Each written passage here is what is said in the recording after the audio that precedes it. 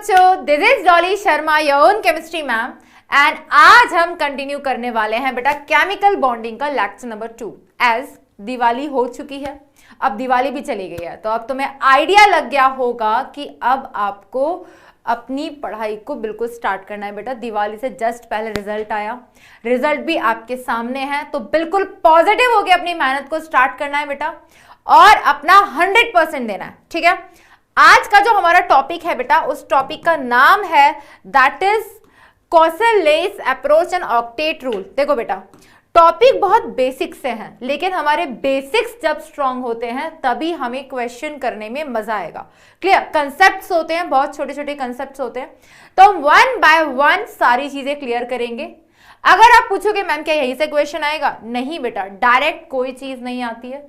Inorganic में अगर question आता है तो या तो फैक्ट बेस्ड चीजों से आता है या फिर क्वेश्चन आता है कंसेप्ट्स की एप्लीकेशन से। जैसा कि जब हम जैसे जैसे टॉपिक डिस्कस करते चले जाएंगे, हम पीवाईक्यू साथ साथ डिस्कस करते चले जाएंगे, ठीक है बेटा। तो अब हमारा जो नेक्स्ट टॉपिक है वो है हम स्ट्रक्चर्स बनाना सीखेंगे। लास्ट क्लास में हमने आयनिक बॉन्ड पढ़ा था। आई डोंट थिंक कि मुझे क्विक रिवीजन कराने की जरूरत है, फिर भी मैं वर्बली सारी चीजें बोल देती हूँ, रिकॉल हो जाएगा। तो लास्ट क्लास में हमने इस चैप्टर को स्टार्ट किया था और मैंने कहा था कि बॉन्ड का मतलब होता है फोर्स ऑफ अट्रैक्शन। किसी ना किसी तरीके का अट्रैक्शन होता है तभी तो बॉन्ड बनता है। तो बॉन्ड दो तरीके के होते हैं बेटा, primary and secondary. Primary force of attraction में हमने 3 टाइप के बॉन्ड आपसे डिस्कस किए थे बेटा। Number 1 that is ionic, number 2 that is covalent and number 3 that is coordinate bond. Ionic bond के बारे में मैंने आपको क्या बताया था बेटा? आयनिक बॉन्ड के बारे में मैंने आपको बताया था there is a strong electrostatic force of attraction between 2 oppositely charged ions, जिसके बीच में आयनिक बॉन्ड बनता है। कोवेलेंट बॉन्ड क्या था, कैसे लोन पेयर बॉन्ड पेयर देखते हैं, वो सारी चीजें हम डिस्कस करेंगे आज फिर से। कोऑर्डिनेट बॉन्ड की हमें सिर्फ स्ट्रक्चर बनाना सीखना है। आयनिक बॉन्ड की क्या कंडीशंस होती हैं, कैसे बनता है, क्या प्रॉपर्टीज होती हैं, सारी चीजें हमने डिस्कस की थी। कोवेलेंट बॉन्ड जो है बेटा, कोवेलेंट बॉन्ड में हम थ्योरीज भी पढ़ेंगे, वैलेंस बॉन्ड थ्योरी पढ़ेंगे, वेस्पर थ्योरी पढ़ेंगे, ये सारी चीजें हम यहाँ पे डिस्कस करेंगे और इसी में इंक्लूड हो जाएंगी हमारी बहुत सारी प्रॉपर्टीज। तो सबसे पहले आज जो टॉपिक हम पढ़ने जा रहे हैं बेटा, that is the Kossel Lewis approach और we can say it octet rule. तो मैंने आपको लास्ट क्लास में बताया था कि ऑक्टेट रूल क्या कहता है। बॉन्ड क्यों बनता है? बॉन्ड बनता है tendency to attain noble gas configuration. तो आयनिक बॉन्ड में क्या हो रहा था बेटा, एक एटम इलेक्ट्रॉन देकर स्टेबल था, एक लेकर स्टेबल था, बॉन्ड बन रहा था जिसे आयनिक बॉन्ड कहते हैं।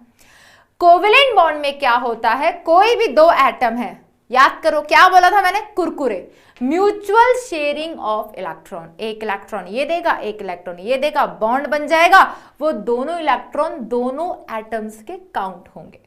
तो covalent bond is all about bond कुछ इस तरीके से बने, बॉन्ड कुछ इस तरीके से बने कि हमारे पास जो स्ट्रक्चर्स आए वो स्टेबल हो।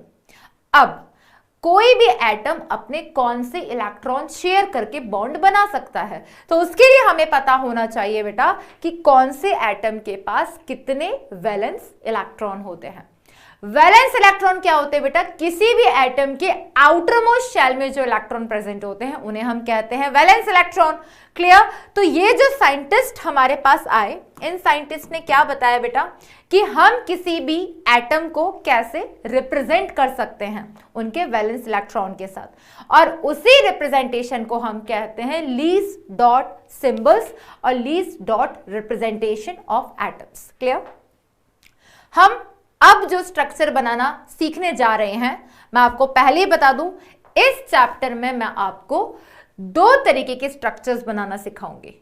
आज जो हम पहले बेसिक स्ट्रक्चर सीखने जा रहे हैं बेटा, वो स्ट्रक्चर बनाना आएगी, तो उस स्ट्रक्चर से हमें यह पता चल जाएगा कौन सा एटम के पास कितने बॉन्ड पेयर, कितने लोन पेयर होते हैं।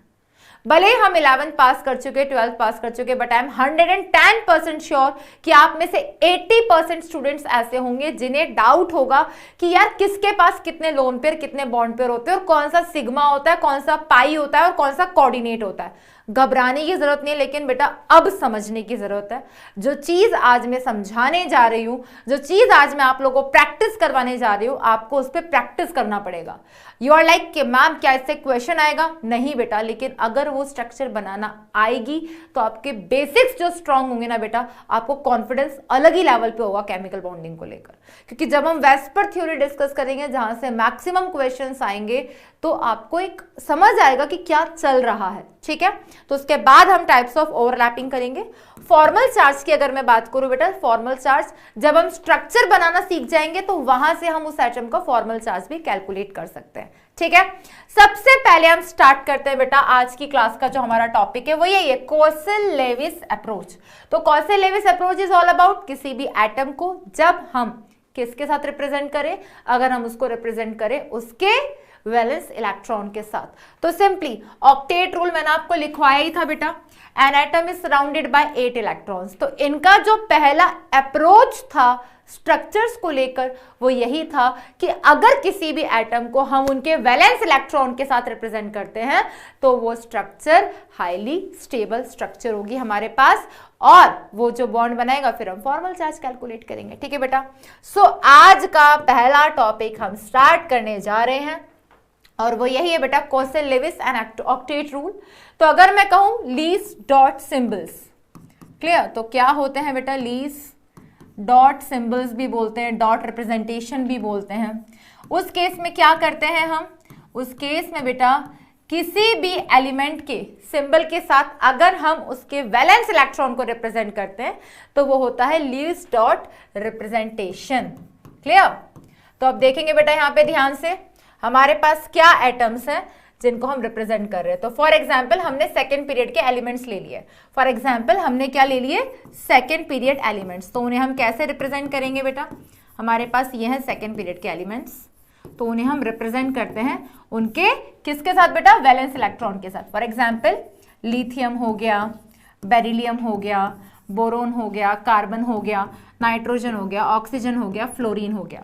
अब जल्दी से बता दो बच्चों, जल्दी से बता दो लिथियम कहां से बिलोंग करता है? हम क्लासिफिकेशन वाला चैप्टर पढ़ चुके हैं। लिथियम बिलोंग करता है ग्रुप 1 से, तो उसके वैलेंस इलेक्ट्रॉन कितने बेटा? 1। बेटा 1 वैलेंस इलेक्ट्रॉन है। आप चाहो तो क्रॉस से रिप्रेजेंट करो, आप चाहो तो डॉट से रिप्रेजेंट करो, दोनों का सेम सिग्निफिकेंस है। तो लिथियम को हमने रिप्रेजेंट कर दिया क्रॉस के साथ। बेरिलियम 2 वैलेंस इलेक्ट्रॉन 2 के साथ। बोरोन कितने वैलेंस इलेक्ट्रॉन बेटा? 3 वैलेंस इलेक्ट्रॉन, रिप्रेजेंट कर दो 1 2 3।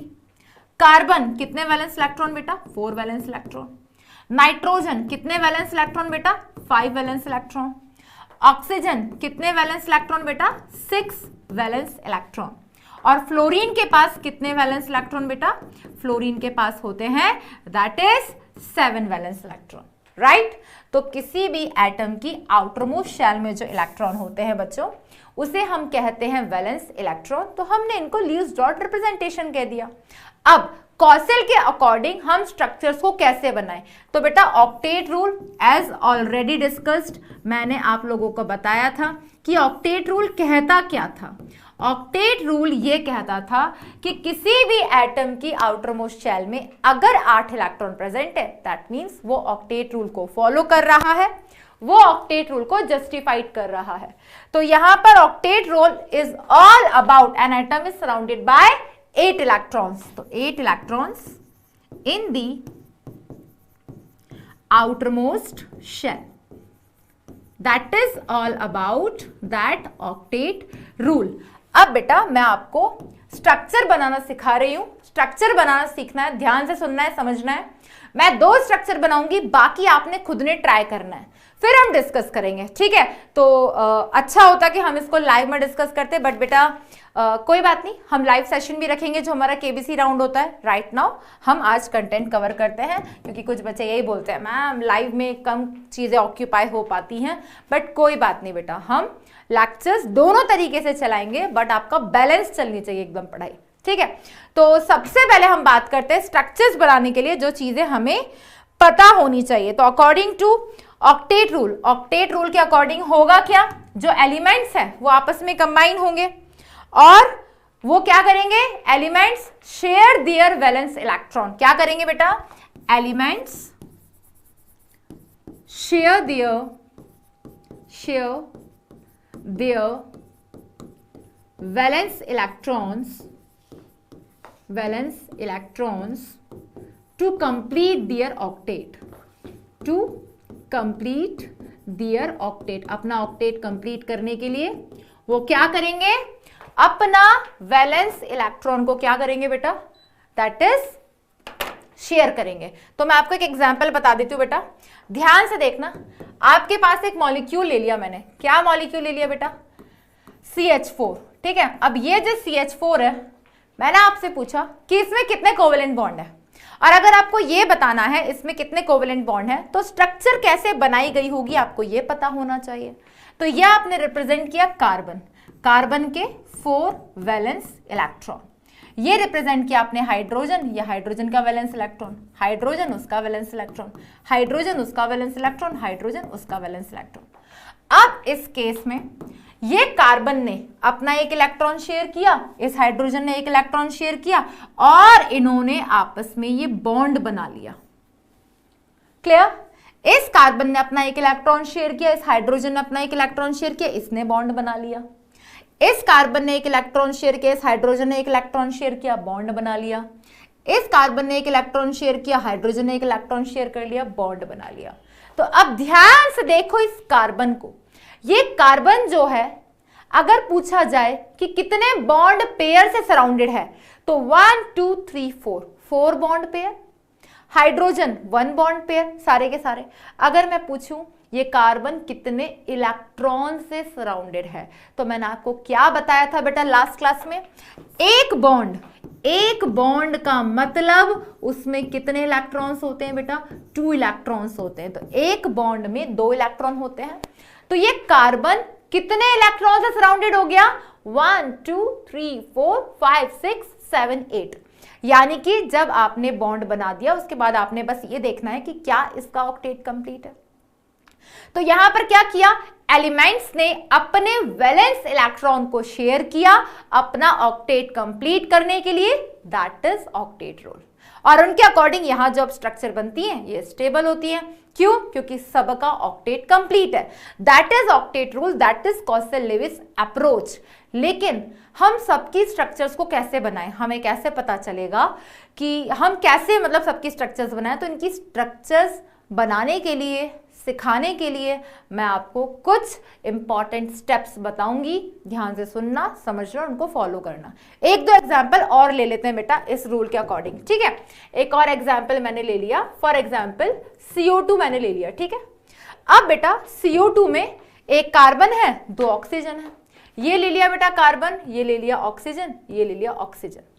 कार्बन के कितने वैलेंस इलेक्ट्रॉन, 1 2 3 4। ऑक्सीजन के कितने वैलेंस इलेक्ट्रॉन, 1 2 3 4 5 6।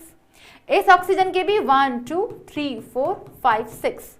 बॉन्ड बनाओ, और बॉन्ड बनाओ तो क्या होना चाहिए, ऑक्टेट कंप्लीट होना चाहिए। तो इस कार्बन ने अपना एक इलेक्ट्रॉन इस ऑक्सीजन के एक वैलेंस इलेक्ट्रॉन के साथ शेयर किया, इस कार्बन ने अपना एक इलेक्ट्रॉन इस ऑक्सीजन के वैलेंस इलेक्ट्रॉन के साथ शेयर किया। अगर अब मैं आपसे पूछूं क्या कार्बन का ऑक्टेट कंप्लीट है, तो कार्बन का ऑक्टेट कंप्लीट होने का मतलब यह है कि कार्बन 8 इलेक्ट्रॉन से सराउंडेड होना चाहिए। लेकिन यहां पे कार्बन अभी कितने इलेक्ट्रॉन से सराउंडेड है, 1 2 3 4 5 6, 6 इलेक्ट्रॉन से सराउंडेड है। यानी कि इसको 2 इलेक्ट्रॉन्स और चाहिए अपना ऑक्टेट कंप्लीट करने के लिए। तो ये एक इलेक्ट्रॉन इसके साथ शेयर किया, एक इलेक्ट्रॉन इसके साथ शेयर किया। आप तीनों एटम्स को काउंट कर लो, तीनों एटम 8 इलेक्ट्रॉन से सराउंडेड है। यानी कि बॉन्ड बनाने का तरीका कुछ ऐसा है कि दोनों एटम ने एक एक इलेक्ट्रॉन दिए, शेयर किया बॉन्ड, और उनका ऑक्टेट कंप्लीट हो गया। तो यहां पर ये कार्बन देखो 1 2 3 4 5 6 7 8 इलेक्ट्रॉन से सराउंडेड है। हाँ जी। ऑक्सीजन कितने इलेक्ट्रॉन से सराउंडेड है, 1 2 3 4 5 6 7 8। क्योंकि जो बॉन्ड इन्होंने बनाया है वो तो दोनों के काउंट होंगे। यहां पर देखो बेटा ये ऑक्सीजन एटम 1 2 3 4 5 6 7 8, तो ये CO2 भी कितने बॉन्ड से सराउंडेड है बेटा? 8 इलेक्ट्रॉन से। ठीक है, एक और एग्जाम्पल देखो बेटा, एक और एग्जाम्पल हमने लिया, फॉर एग्जाम्पल H2O। तो यहाँ पे हमने रिप्रेजेंट कर दिया एक ऑक्सीजन, एक हाइड्रोजन, एक हाइड्रोजन। ऑक्सीजन के कितने वैलेंस इलेक्ट्रॉन होते हैं? 1 2 3 4 5 6। हाइड्रोजन के एक वैलेंस इलेक्ट्रॉन, इस हाइड्रोजन का भी एक वैलेंस इलेक्ट्रॉन। तो बॉन्ड बनाने का तरीका कुछ ऐसा हो कि सबका ऑक्टेट कंप्लीट हो। क्लियर? तो यहाँ पे देखो, ऑक्सीजन का एक वैलेंस इलेक्ट्रॉन, इस हाइड्रोजन का एक वैलेंस इलेक्ट्रॉन, दोनों ने शेयर किया। अभी ऑक्सीजन कितने इलेक्ट्रॉन से सराउंडेड है? 7। एक इलेक्ट्रॉन इसके साथ शेयर किया। ये H2O की स्ट्रक्चर होती है। तो इसमें 2 लोन पेयर होते हैं ऑक्सीजन एटम के पास, 2 बॉन्ड पेयर होते हैं, हाइड्रोजन एटम के पास एक एक बॉन्ड पेयर होता है। क्लियर? तो ये चीजें आपको पता होनी चाहिए, लेकिन हमें बहुत सारी स्ट्रक्चर्स बनानी होती है। तो हर केस में कैसे हमें पता चलेगा किसके पास कितने लोन पेयर है, बॉन्ड पेयर है? वो स्ट्रक्चर्स हमें अगर बनाना आ जाएंगी तो हम फॉर्मल चार्ज कैलकुलेट कर पाएंगे। ठीक है, तो 2 चीजें मैं साइमल्टेनियस आपको सिखाने वाली हूं, स्ट्रक्चर बनाना प्लस फॉर्मल चार्ज कैलकुलेट करना। तो उसके लिए बेटा ये चीज आपको पता होनी चाहिए, मैं वो यहाँ पे आपको रिप्रेजेंट कर देती हूँ। ठीक है बेटा, सबसे पहले हम बात करते हैं, सबसे पहले हम किसकी बात करते हैं कि हम कैसे रिप्रेजेंट करेंगे इन स्ट्रक्चर्स को। तो ये ध्यान रखना, जो वर्ड मैं आपको लिखवा रही हूँ बेटा, TVE। TVE का फुल फॉर्म जो मैं मानकर चलूंगी, दैट इज, जो आपको भी मानकर चलना है, टोटल वैलेंस इलेक्ट्रॉन। क्योंकि मैं आपको अब स्ट्रक्चर बनाना सिखा रही हूं, तो वो स्ट्रक्चर बनाना तभी आएगा, आप इन चीजों को ध्यान से सुनते जाओ, समझते जाओ। ठीक है बेटा, BP का फुल फॉर्म है यहां पर, दैट इज बॉन्ड पेयर, और यहां पे LP का मतलब है दैट इज लोन पेयर। और बॉन्ड पे लोन पे देखना आता है, हाँ जी मैम आता है, आपने लास्ट क्लास में ही सिखाया था। ठीक है, तो बाकी सब आप देख रहे हो, सबका ऑक्टेट कंप्लीट हो रहा है, लेकिन यहां पर हाइड्रोजन का ऑक्टेट कंप्लीट नहीं हो रहा है। Hydrogen is surrounded bye 2 electrons, और हाइड्रोजन आपको पता है अभी तक वैसे इसकी पोजीशन फिक्स नहीं है, बट फिर भी हाइड्रोजन और हीलियम का ड्यूप्लेट कंप्लीट होता है, इनका कभी भी 2 से ज्यादा इलेक्ट्रॉन होंगे ही नहीं सराउंडेड। ठीक है, तो अब हम स्टार्ट करते हैं स्ट्रक्चर बनाना, और स्ट्रक्चर बनाने से पहले हम डिफाइन कर देते हैं फॉर्मल चार्ज। जैसा कि मैंने कहा, हम 2 चीजों को साइमल्टेनियसली कैलकुलेट करेंगे साथ साथ। तो फॉर्मल चार्ज क्या होता है बेटा?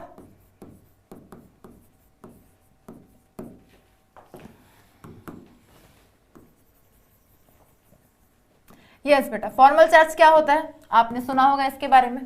तो किसी भी कंपाउंड पे, किसी भी एटम पे जो चार्ज प्रेजेंट होता है उसे हम क्या कहते हैं? Formal charge. The charge present on an atom in a compound. एक कंपाउंड में किसी भी एटम पे जो चार्ज प्रेजेंट होता है उससे हम क्या कहते हैं बेटा? Formal charge. और ये फॉर्मल चार्ज कैलकुलेट करने का फॉर्मूला मैं आपको लिखवा देती हूँ, V - L - B/2। क्या फॉर्मूला है बेटा? That is V - L - B/2। अब इस केस में V क्या रिप्रेजेंट कर रहा है, L क्या रिप्रेजेंट कर रहा है, और B क्या रिप्रेजेंट कर रहा है, ये हमें पता होना चाहिए, तभी हम ये सारी चीजें कैलकुलेट कर सकते हैं। ठीक है बेटा, तो ध्यान से सुनना और समझना। यहां पे V क्या रिप्रेजेंट कर रहा है बेटा? यहां पर V रिप्रेजेंट कर रहा है वैलेंस इलेक्ट्रॉन को।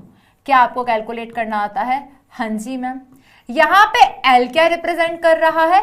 L रिप्रेजेंट कर रहा है बेटा लोन पेयर इलेक्ट्रॉन्स को, और यहां पर B क्या रिप्रेजेंट कर रहा है? बॉन्ड पेयर इलेक्ट्रॉन्स को। ये चीज ध्यान रखना बेटा कि ये क्या रिप्रेजेंट कर रहे हैं। तो हम किसी भी एटम का फॉर्मल चार्ज कैलकुलेट कर सकते हैं V - L - B/2। क्लियर? तो मैम पहले हमें स्ट्रक्चर तो पता हो, तभी तो हम किसी भी कंपाउंड में किसी भी एटम का फॉर्मल चार्ज कैलकुलेट कर सकते हैं। हाँ जी बेटा, बिल्कुल। तो अब मैं आपको बेटा स्ट्रक्चर्स बनाने का तरीका बता रही हूं। ठीक है, ध्यान से सुनना, ध्यान से समझना, और जब मैं स्ट्रक्चर्स बनवाऊं बेटा, एक एक स्टेप को बिल्कुल वैसे फॉलो करना जैसे मैंने बताया है। आप किसी भी मॉलिक्यूल की स्ट्रक्चर, किसी भी मतलब किसी भी मॉलिक्यूल की स्ट्रक्चर आप बना सकते हो, ठीक है। सबसे पहला स्टेप स्ट्रक्चर्स बनाने के लिए, सबसे पहला step select the central atom. क्या करना है बेटा, सबसे पहले आपको सेंट्रल एटम को सिलेक्ट करना है।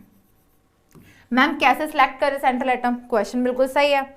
हमें कैसे पता चलेगा कि वो सेंट्रल एटम है, जो लेस इलेक्ट्रोनेगेटिव हो, यानी कि आपको कोई भी मॉलिक्यूल दे दिया, वो कैसा होना चाहिए नेचर में, लेस इलेक्ट्रोनेगेटिव होना चाहिए, एंड साइज में कैसा होना चाहिए, ज्यादा होना चाहिए, and comparatively larger in size.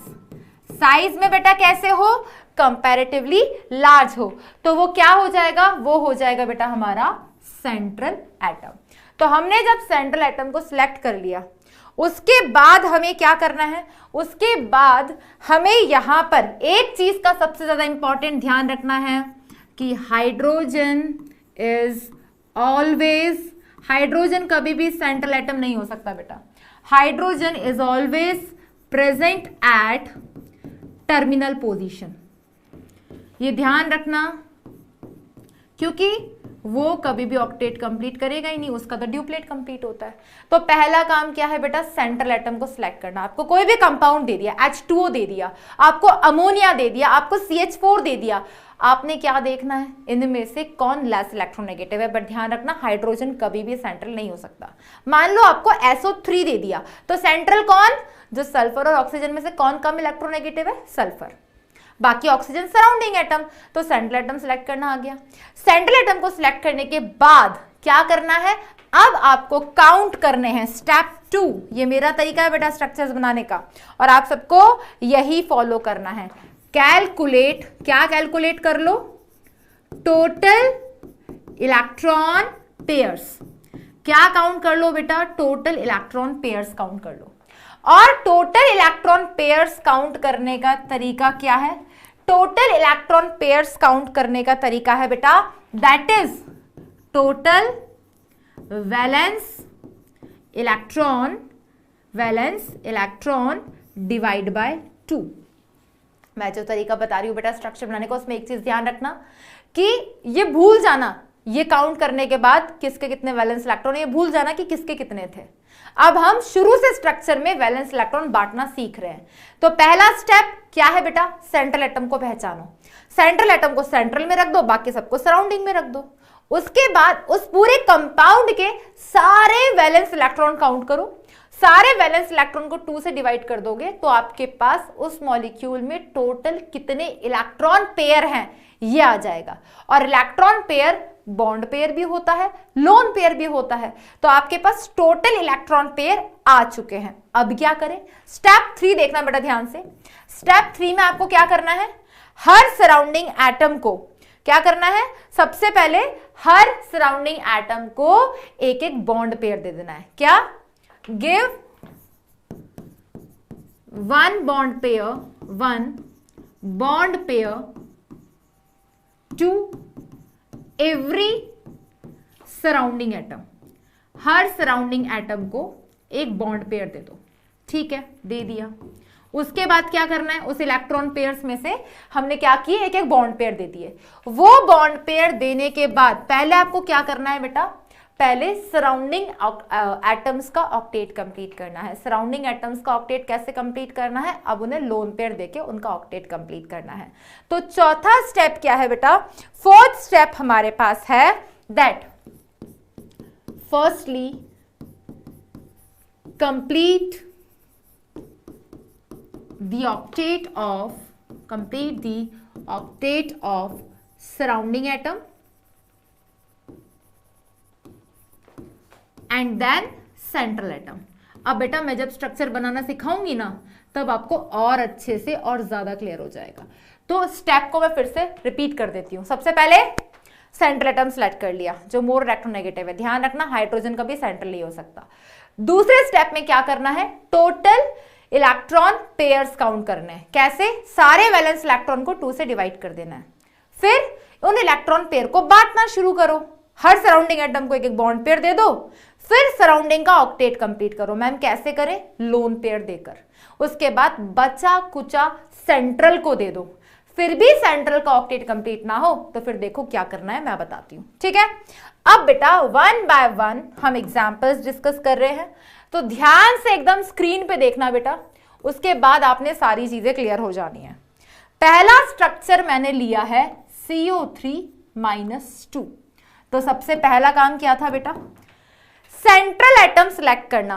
पहला question, which is the central atom, carbon और ऑक्सीजन, पूरे कंपाउंड में कार्बन और ऑक्सीजन थे, तो कार्बन और ऑक्सीजन में से कौन लेस इलेक्ट्रोनेगेटिव है, कार्बन। तो कार्बन अपना सेंट्रल एटम हो गया, तो ऑक्सीजन क्या हो गया, सराउंडिंग, तो हमने सेंटर में लिख दिया कार्बन, ये रहा ऑक्सीजन, ये रहा ऑक्सीजन, ये रहा ऑक्सीजन। दूसरा स्टेप क्या था बेटा, पढ़ना ध्यान से, कैलकुलेट टोटल इलेक्ट्रॉन पेयर। और टोटल इलेक्ट्रॉन पेयर कैसे निकालोगे, टोटल वैलेंस इलेक्ट्रॉन को 2 से डिवाइड कर दो। तो देखो बेटे, टोटल वैलेंस इलेक्ट्रॉन काउंट करते हैं, कैसे काउंट करेंगे बेटा, कार्बन के कितने वैलेंस इलेक्ट्रॉन बेटा, बोलते जाओ, कार्बन के वैलेंस इलेक्ट्रॉन 4, ग्रुप 14 से बिलोंग करता है। ऑक्सीजन के वैलेंस इलेक्ट्रॉन कितने बेटा, ऑक्सीजन बिलोंग करता है ग्रुप 16 से, 6 वैलेंस इलेक्ट्रॉन। एक ऑक्सीजन के 6 वैलेंस इलेक्ट्रॉन, तो 3 ऑक्सीजन के कितने valence electron, 18। Total valence electron निकालने ना। और ये जो -2 चार्ज है, ये भी कहां प्रेजेंट होता है बेटा, आउटर मोस्ट शेल में होता है, तो माइनस है तो +2। ये हो गए टोटल वैलेंस इलेक्ट्रॉन, क्या करना था फिर, डिवाइड बाय 2।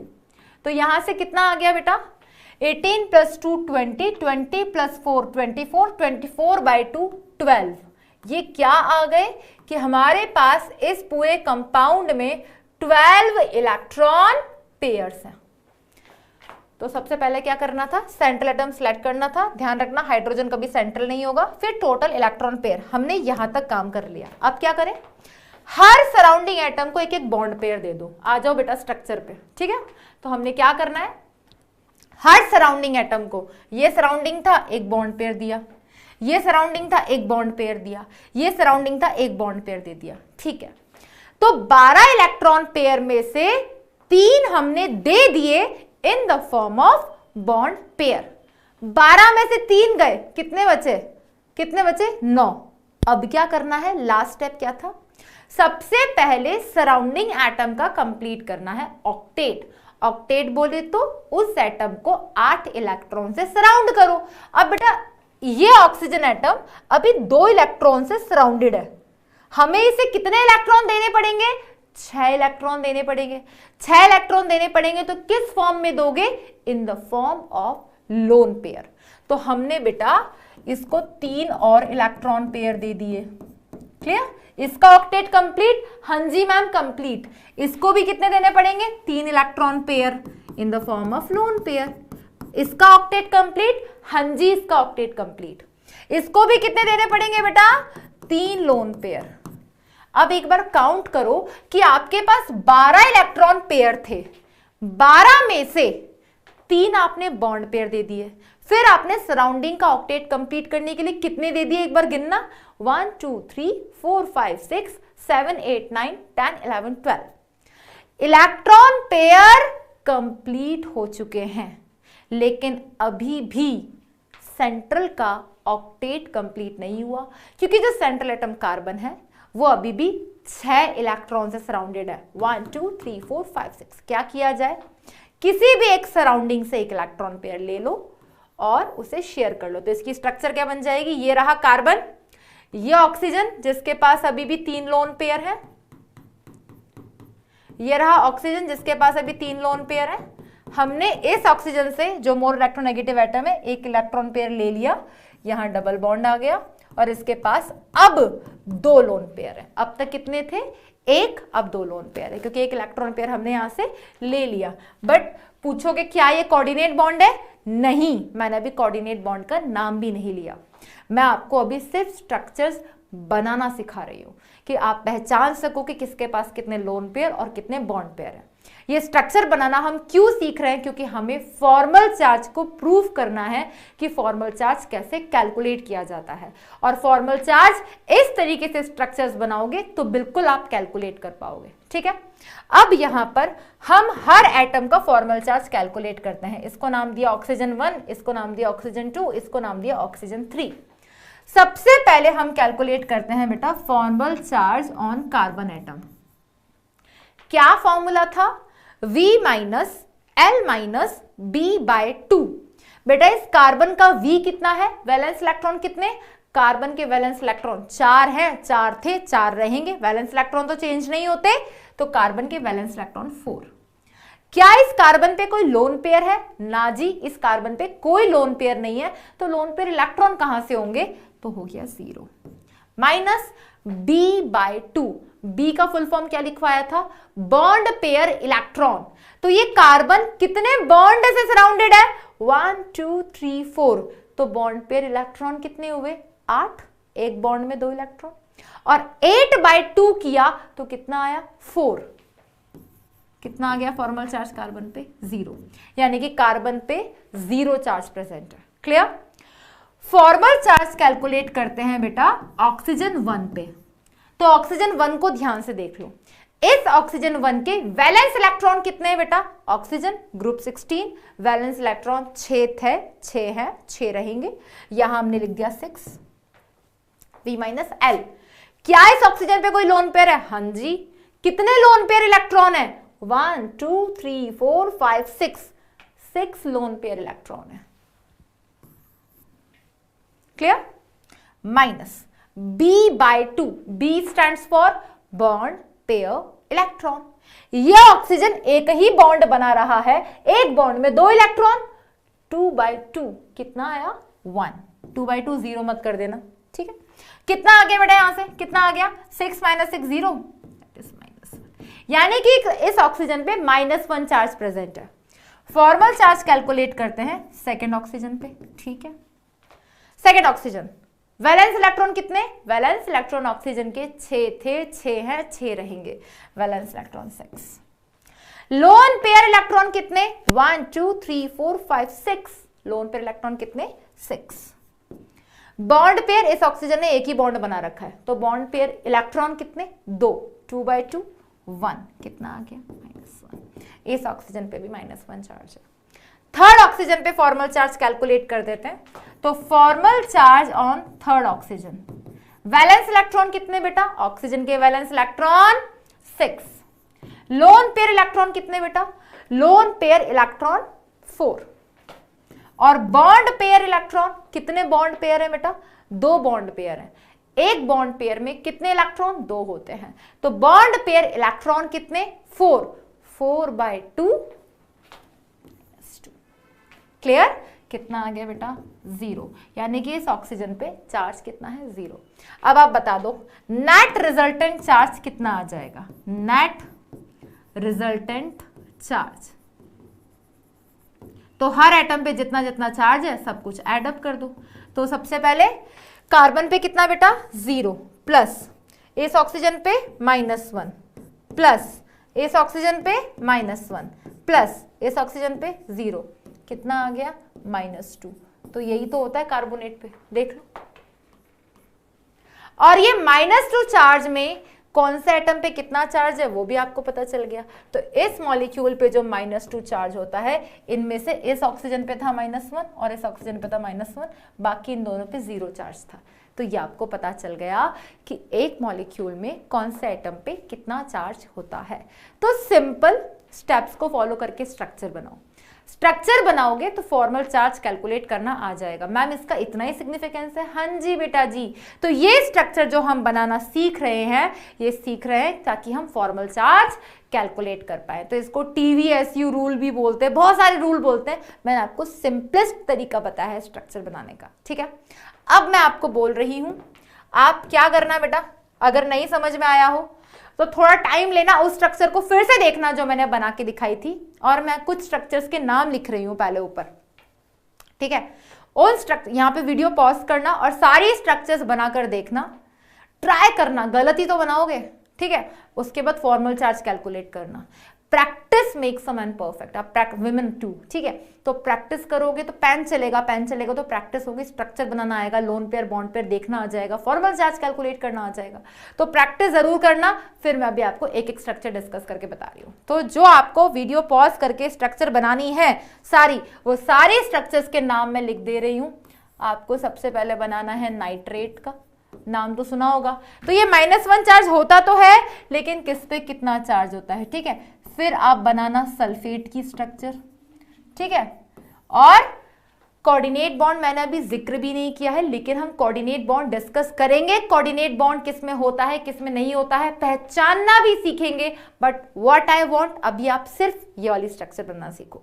दोनों को एक साथ बता दूंगी, तुम मिक्स कर दोगे, ठीक है। तो ये बेस चल रहा है, हम अभी बेस तैयार कर रहे हैं ताकि वेस्पर थ्योरी तक पहुंचे तो हमारे बेसिक्स क्लियर हो, ठीक है। तो ये सल्फेट और स्ट्रक्चर्स भी मैं आपको दे देती हूं बेटा। That is ammonia, clear. Next is ozone, clear.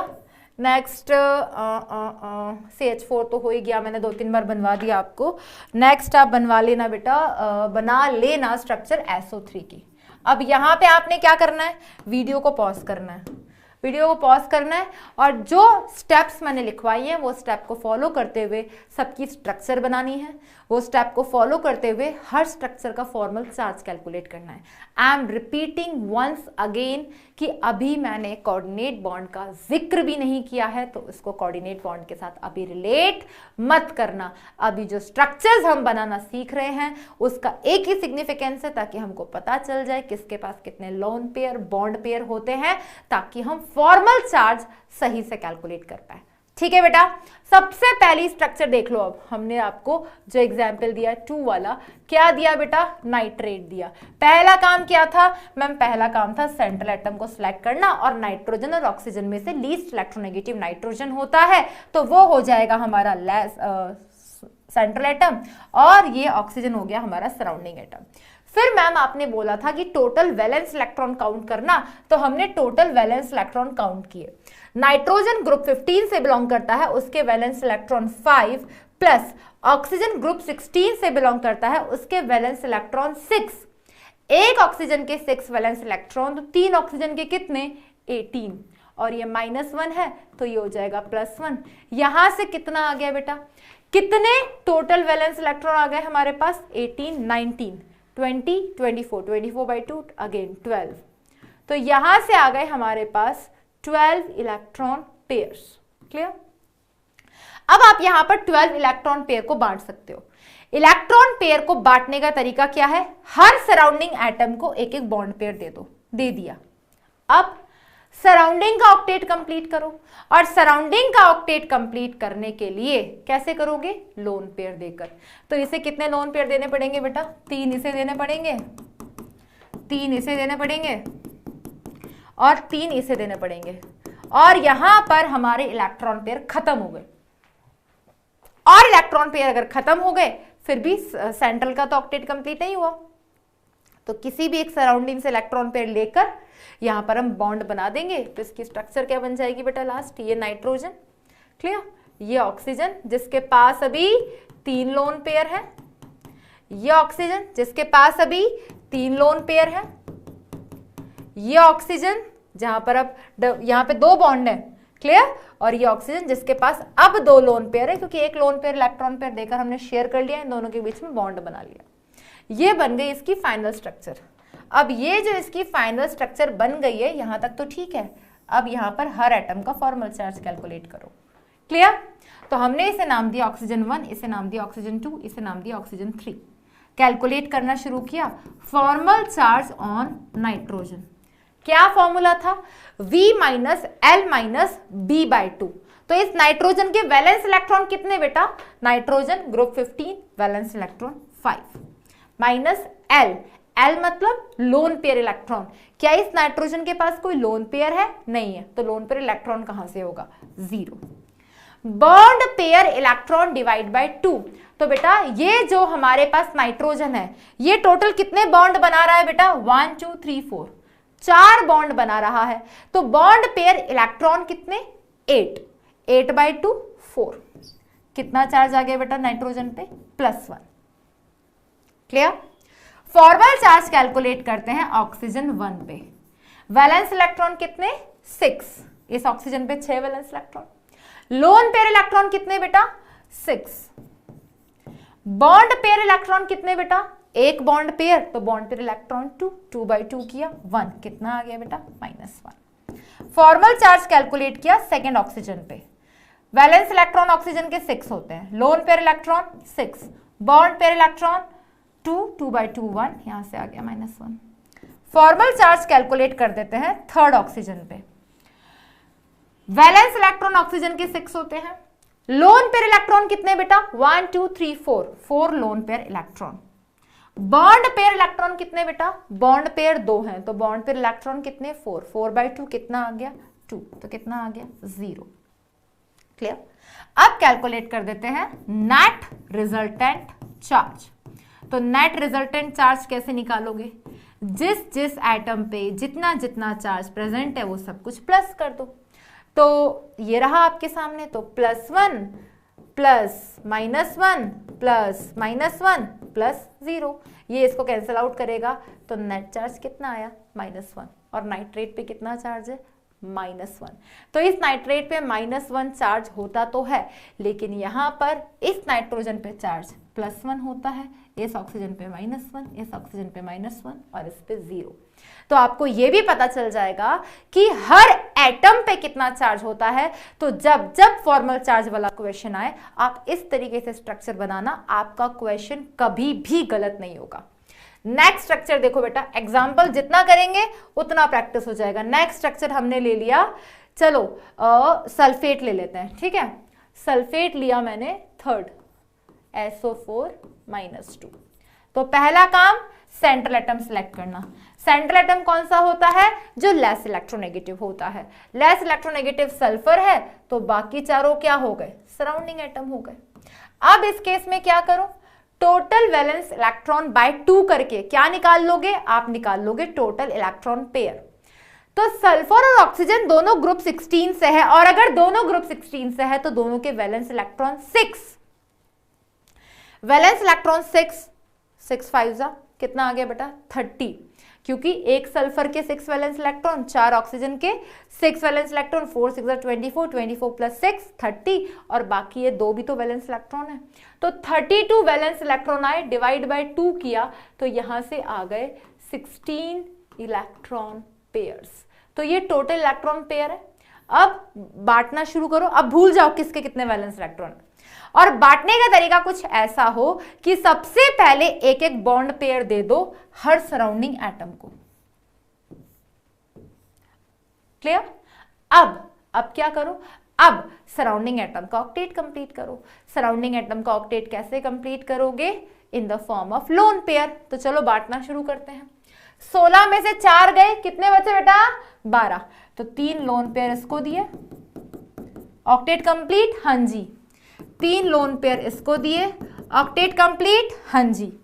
3 lone pair इसको दिए, ऑक्टेट कंप्लीट, हाँ जी। और 3 लोन पेयर इसको दिए, ऑक्टेट कंप्लीट, हाँ जी। इस मॉलिक्यूल में, इस कंपाउंड में सभी एटम्स का ऑक्टेट कंप्लीट है। अब किसी को कुछ भी देने की जरूरत नहीं है। तो हमारे पास 16 इलेक्ट्रॉन पेयर्स थे। हमने यहां पर 1 2 3 4 5 6 7 8 9 10 11 12 13 14 15 16 इलेक्ट्रॉन पेयर को बांट दिया। मैंने अभी भी बोला कोऑर्डिनेट बॉन्ड का नाम मत लेना, कंफ्यूज भी मत होना। कोऑर्डिनेट बॉन्ड को करेंगे डिस्कस, मिक्स मत करना, ठीक है। क्योंकि ड्रॉपर्स के साथ सबसे बड़ा प्रॉब्लम ना यही होता है, उनको लगता है हमें सब आता है, लगता है ना। तो इसीलिए बेसिक से कराने का रीजन यही है कि हो सकता है सब अपने अपने तरीके से करते हों, तो चीज़ों को मिक्स मत होने देना बेटा। बाद में ये चीज़ बहुत रुलाती है कि हम पूरे साल कंपेयर ही करते रहे कि हमें इस तरीके से आता है, हमें इस तरीके से करना चाहिए। अगर आप लोगों ने अपने आप को मौका दिया है कि हाँ आपको रिपीट करना है, तो रिपीट का मतलब रिपीट होता है, और रिपीट करने का मतलब ये होता है कि आप अपना 100% देंगे, जो आप सीखेंगे उसे। आपने टॉपिक 11th क्लास में भी पढ़ा है, लेकिन अगर आप सेम पाथ फॉलो करते रहे, उन्हीं चीज़ों को लेकर बैठे रहे, तो बेटा कंफ्यूज हो जाओगे। एक चीज़ को करने के 50 तरीके होते हैं। तो जो आप ऐसा मत करना कि चलो मैम से सिर्फ वेस्पर थ्योरी पढ़ लेंगे, बाकी तो हमें आता है। नहीं बेटा, एकदम बेस तैयार कर रहे हैं। 6 5 एग्जाम्पल इसलिए करवा रही हूँ ताकि इस चीज़ पे कॉन्फिडेंस बूस्टअप हो जाए कि अच्छा ठीक है, इस तरीके से स्ट्रक्चर बनती है, ठीक है। नहीं तो एक स्ट्रक्चर काफ़ी था फॉर्मल चार्ज के जैसे क्वेश्चन के लिए, और क्वेश्चन आते हैं, ये ध्यान रखना बेटा, ठीक है। आ जाओ जल्दी से सारे एटम से फॉर्मल चार्ज कैलकुलेट कर देते हैं, ठीक है। फॉर्मल चार्ज सल्फर पे, तो इनको भी नंबरिंग कर देते हैं 1 2 3 4। फॉर्मल चार्ज सल्फर पे कैलकुलेट करना है, चलो करो। कितने वैलेंस इलेक्ट्रॉन होते हैं बेटा? सल्फर जो है वो है हमारा कैसा, ग्रुप 16 का, वैलेंस इलेक्ट्रॉन 6। क्या कोई लोन पेयर इलेक्ट्रॉन है? ना जी, कोई लोन पेयर इलेक्ट्रॉन नहीं है। बॉन्ड पेयर इलेक्ट्रॉन कितने हैं? 1 2 3 4 5 6 7 8, 8/2 किया 4। तो सल्फर पे कितना चार्ज है? +2। क्लियर? अब तक हमने जितनी भी स्ट्रक्चर्स बनाई उनमें एक चीज कॉमन है। क्या कॉमन है? आपको ट्रिक बता देती हूँ बेटा। जितनी भी सिंगल बॉन्डेड ऑक्सीजन है सेंट्रल एटम के साथ, सिंगल बॉन्डेड ऑक्सीजन जो है विथ सेंट्रल एटम, आप चाहो तो प्रूव करके देख लो, सब पे -1 चार्ज है। देख लो पुरानी structures, single bonded -1, single bonded oxygen -1, तो सबके वैलेंस इलेक्ट्रॉन बराबर, हाँ जी। लोन पेयर बराबर, हाँ जी। बॉन्ड पेयर बराबर, हाँ जी। तो -1 उन पे चार्ज होता है। तो आप चाहो तो इन चारों ऑक्सीजन पे चार्ज कैलकुलेट करना, -1 ही आएगा। ठीक है, अगर इन पे -1 आएगा तो अब नेट रिजल्टेंट चार्ज कैलकुलेट करके बता दो। ठीक है बेटा, नेट रिजल्टेंट चार्ज हमने निकाला, तो नेट रिजल्टेंट चार्ज कितना आ गया बेटा? फॉर्मल चार्ज ऑन सल्फर कितना बेटा? +2, और चारों ऑक्सीजन पे -1, तो +2 को -1 कैंसिल आउट करेगा तो पूरे मॉलिक्यूल पे कितना चार्ज आया?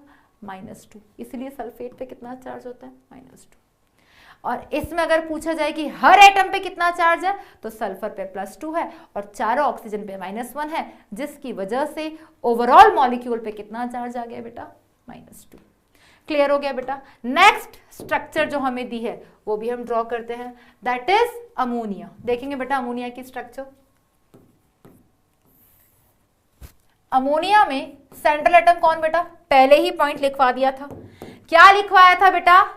क्या पॉइंट लिखवाया था? पॉइंट मैंने लिखवाया था कि nitrogen is always present at, nitrogen हमेशा कहां होगा? नाइट्रोजन हमेशा सेंट्रल, सॉरी हाइड्रोजन कभी भी सेंट्रल नहीं हो सकता। तो अगर लेस इलेक्ट्रोनेगेटिव देखा जाए तो हाइड्रोजन है, लेकिन हाइड्रोजन कभी सेंट्रल नहीं हो सकता, तो लिखा हमने नाइट्रोजन। बाकी तीनों क्या हो गए बेटा? Surrounding surrounding surrounding. अब क्या किया जाए? टोटल वैलेंस इलेक्ट्रॉन काउंट किए जाए। नाइट्रोजन के कितने वैलेंस इलेक्ट्रॉन बेटा? नाइट्रोजन के कितने वैलेंस इलेक्ट्रॉन? नाइट्रोजन के 5 वैलेंस इलेक्ट्रॉन। हाइड्रोजन के कितने वैलेंस इलेक्ट्रॉन? 1 1 1 3। तो 5 + 3 8 वैलेंस इलेक्ट्रॉन, डिवाइड बाय 2 किया तो टोटल इलेक्ट्रॉन पेयर कितने आ गए? 4 इलेक्ट्रॉन पेयर। इलेक्ट्रॉन पेयर को बांटने का तरीका कुछ ऐसा हो कि क्या, सबसे पहले सराउंडिंग एटम को एक एक दे दो, तो 4 में से 3 तो यही हो गए और बचा कुचा सेंट्रल को दे दो, तो सेंट्रल को दोगे in the form of lone pair. बन गई अमोनिया की स्ट्रक्चर। क्या सबका ऑक्टेट कंप्लीट है? भाई हाइड्रोजन का तो ऑक्टेट हो भी नहीं सकता कभी कंप्लीट, उनका ड्यूप्लेट कंप्लीट होता है। क्लियर? तो ड्यूप्लेट मतलब वो एटम हमेशा 2 इलेक्ट्रॉन से सराउंडेड होगा। तो यहाँ पे नाइट्रोजन का ऑक्टेट कंप्लीट है, हाँ जी। 1 2 3 4 5 6 7 8 8 इलेक्ट्रॉन से सराउंडेड है। जल्दी से फॉर्मल चार्ज कैलकुलेट कर लो, क्योंकि फॉर्मल चार्ज के लिए तो हमने स्ट्रक्चर बनाई है। तो नाइट्रोजन का फॉर्मल चार्ज कितना आएगा? जल्दी से बताओ। तो वैलेंस इलेक्ट्रॉन कितने होते हैं? क्योंकि फॉर्मूला क्या है? V - L - B/2। Valence electron nitrogen के 5, लोन पेयर इलेक्ट्रॉन 2, उस पे 2 लोन पेयर इलेक्ट्रॉन है। Bond pair electron 1 2 3 4 5 6, 6/2 3। कितना आ गया फॉर्मल चार्ज नाइट्रोजन पे? 0। फॉर्मल चार्ज कैलकुलेट करना है हाइड्रोजन पे। तीनों हाइड्रोजन का सेम सिनेरियो है। सेम सिनेरियो मतलब सब सिंगल बॉन्डेड है, तो सब पे बराबर चार्ज आना है। तो formal charge valence electron hydrogen का 1, लोन पेयर इलेक्ट्रॉन एक भी लोन पेयर नहीं है, बॉन्ड पेयर इलेक्ट्रॉन एक bond pair, 2 bond pair electron 2/2 किया तो आया 1। कितना आ गया? 0। तो यहां पर नेट रिजल्टेंट चार्ज भी कितना आया? 0। तभी तो अमोनिया न्यूट्रल होता है, अमोनिया पे कोई चार्ज नहीं होता। तो अब आई थिंक बेटा फॉर्मल चार्ज के लिए स्ट्रक्चर कैसे बनाते हैं ये आपको पता चल गया होगा। ये पता चल गया, प्लस ये पता चल गया कि जितनी भी सिंगल बॉन्डेड ऑक्सीजन होती है उन्हीं पे -1 चार्ज होता है, जिससे पता चल जाए कि कौन से एटम के पास वो वैलेंस इलेक्ट्रॉन एक्स्ट्रा है जो उस मॉलिक्यूल के ऊपर रिप्रेजेंट कर रखा है। क्लियर? फिर भी मैंने अगर आपको दी है बनाने के लिए तो डिस्कस तो मैं सारी स्ट्रक्चर करूंगी। नेक्स्ट स्ट्रक्चर मैंने आपको कौन सी दी है बेटा? ओजोन, फिर SO3, तो इनको भी डिस्कस कर लेते हैं बेटा, ताकि इनका भी फॉर्मल चार्ज हमें कैलकुलेट करना आ जाए। तो अब हम डिस्कस कर रहे हैं बेटा ओजोन O3 को। जल्दी से बताओ, पहला काम सेंट्रल एटम सिलेक्ट करना। तीनों सेम है तो तीनों इक्वली इलेक्ट्रोनेगेटिव है, किसी को भी सिलेक्ट कर लो। ये ले लिया एक ऑक्सीजन एटम, ये बाकी दोनों ऑक्सीजन एटम हो गए। क्या काम है दूसरा? टोटल वैलेंस इलेक्ट्रॉन काउंट करना। एक ऑक्सीजन के 6 वैलेंस इलेक्ट्रॉन है तो 3 के कितने हो गए? 6 3 18। टोटल वैलेंस इलेक्ट्रॉन 18, 18/2 किया, कितने इलेक्ट्रॉन पेयर्स हो गए? 9 इलेक्ट्रॉन पेयर्स हो गए। इन 9 इलेक्ट्रॉन पेयर्स में आप क्या करो? बांटना शुरू करो। पहले हर सराउंडिंग एटम को एक एक बॉन्ड पेयर दे दो, उसके बाद पहले सराउंडिंग का ऑक्टेट कंप्लीट करो और बचा बचा सेंट्रल को दे दो। तो सराउंडिंग का ऑक्टेट अगर कंप्लीट करना है तो ये सराउंडिंग अभी एक इलेक्ट्रॉन पेयर से सराउंडेड है, इसको कितने और देने पड़ेंगे? 3। इसका ऑक्टेट कंप्लीट? हाँ जी। इसको भी कितने देने पड़ेंगे? 3। 9 इलेक्ट्रॉन पेयर थे, 2 दे दिए in the form of bond pair. 1 2 3 4 5 6 7 8। एक इलेक्ट्रॉन पेयर बच गया, बचा कुचा ऑक्सीजन को दे दिया एक लोन पेयर की फॉर्म में। लेकिन वो देने के बाद भी क्या ऑक्सीजन का ऑक्टेट कंप्लीट हुआ? ना जी। ऑक्सीजन का ऑक्टेट कंप्लीट है? नहीं। 6 इलेक्ट्रॉन सराउंडेड है। क्या करते आ रहे हैं? किसी भी एक सराउंडिंग इलेक्ट्रोनेगेटिव एटम से ले लो तो इसकी स्ट्रक्चर जो दिखाई देती है वो ऐसी ही तो होती है। तो इसके पास अब कितने लोन पेयर बचे? 2। इस ऑक्सीजन पे 3 लोन पेयर है अभी भी। तो ये हो गई इसकी स्ट्रक्चर। क्लियर? अब हमें कैलकुलेट करना है हर एटम पे प्रेजेंट फॉर्मल चार्ज। सबसे पहले कैलकुलेट कर लेते हैं बेटा formal charge on first oxygen. तो इस ऑक्सीजन पे वैलेंस इलेक्ट्रॉन कितने बेटा? ऑक्सीजन ग्रुप 16 से बिलोंग करता है, valence electron 6। Lone pair electron कितने? 1 2 3 4 5 6। बॉन्ड पेयर इलेक्ट्रॉन कितने? एक बॉन्ड पेयर में 2 इलेक्ट्रॉन, 2/2 किया 1। इस ऑक्सीजन पे -1 चार्ज है। Single bonded oxygen always -1। Second oxygen पे फॉर्मल चार्ज कैलकुलेट करते हैं। कितने वैलेंस इलेक्ट्रॉन इस ऑक्सीजन के? और इसका एक लोन पेयर क्यों हटा दिया हमने? कितने वैलेंस इलेक्ट्रॉन बेटा इस ऑक्सीजन के? 6 थे, 6 हैं, 6 रहेंगे। इस ऑक्सीजन पे लोन पेयर इलेक्ट्रॉन कितने? 2। बॉन्ड पेयर इलेक्ट्रॉन कितने? 1 2 3 4 5 6। 6/2 किया 3। कितना आ गया बेटा इस ऑक्सीजन पे फॉर्मल चार्ज? +1। और थर्ड ऑक्सीजन पे भी कैलकुलेट कर लेते हैं। तो थर्ड ऑक्सीजन का भी कैसे कैलकुलेट करेंगे? बिल्कुल ऐसे ही। कितने वैलेंस इलेक्ट्रॉन बेटा इस ऑक्सीजन के? 6। लोन पेयर इलेक्ट्रॉन कितने? 1 2 3 4 लोन पेयर इलेक्ट्रॉन। और बॉन्ड पेयर इलेक्ट्रॉन कितने बेटा? 2 बॉन्ड पेयर है। एक बॉन्ड पेयर में 2 इलेक्ट्रॉन, तो बॉन्ड पेयर इलेक्ट्रॉन टोटल कितने हो गए? 4। 4/2 किया 2। कितना आ गया यहां से? 0। अब इस केस में अगर मैं पूछूं नेट रिजल्टेंट चार्ज, तो नेट रिजल्टेंट चार्ज कितना आ गया बेटा? जिस पे जितना चार्ज है सबको प्लस कर दो। -1 +1 0। तभी तो ओजोन कैसा होता है? न्यूट्रल। बट उसमें प्रेजेंट एक ऑक्सीजन पे -1 चार्ज होता है, एक ऑक्सीजन पे +1 चार्ज होता है। नेक्स्ट स्ट्रक्चर भी देख लेते हैं बेटा यहीं पे।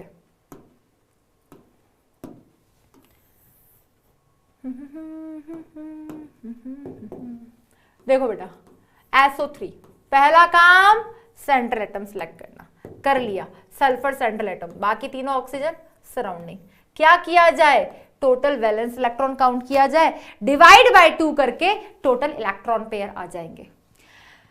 6 + 18, 18 + 6 24। बताने की जरूरत है मैंने क्या किया? सबके वैलेंस इलेक्ट्रॉन गिने हैं। ठीक है, कितना आ गया बेटा? 24/2 किया तो हमारे पास आ गया 12 इलेक्ट्रॉन पेयर।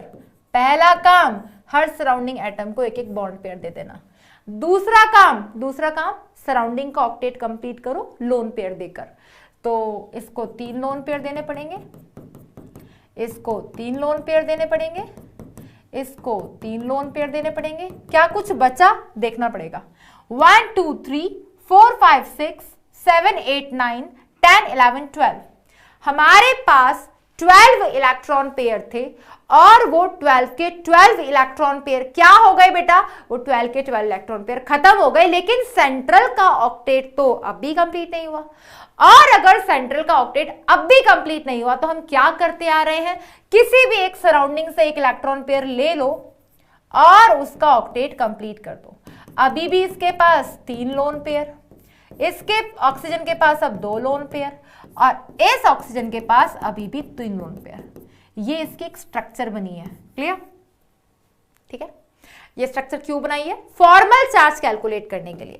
अब जल्दी से, अब आपको इतना तो पता है सिंगल बॉन्डेड ऑक्सीजन -1 चार्ज आना है, ठीक है। हम इन दोनों पे चार्ज कैलकुलेट कर लेते हैं ताकि हम प्रूव कर सकें कि इसका भी फॉर्मल चार्ज कितना आएगा बेटा, नेट रिजल्टेंट चार्ज 0 आएगा, तभी तो SO3 न्यूट्रल होता है, ठीक है। तो कैलकुलेट करेंगे फॉर्मल चार्ज सल्फर का। क्या formula, V - L - B/2। Sulphur belong करता है ग्रुप 16 से। ग्रुप 16 वैलेंस इलेक्ट्रॉन कितने बेटा, 6। क्या सल्फर पे कोई लोन पेयर है, ना जी। और अगर लोन पेयर नहीं है तो बॉन्ड पेयर कितने, 1 2 3 4 बॉन्ड पेयर। तो बॉन्ड पेयर इलेक्ट्रॉन कितने, 8/2 किया, कितना आया, 4। इस सल्फर पे कितना फॉर्मल चार्ज आया, +2, क्लियर।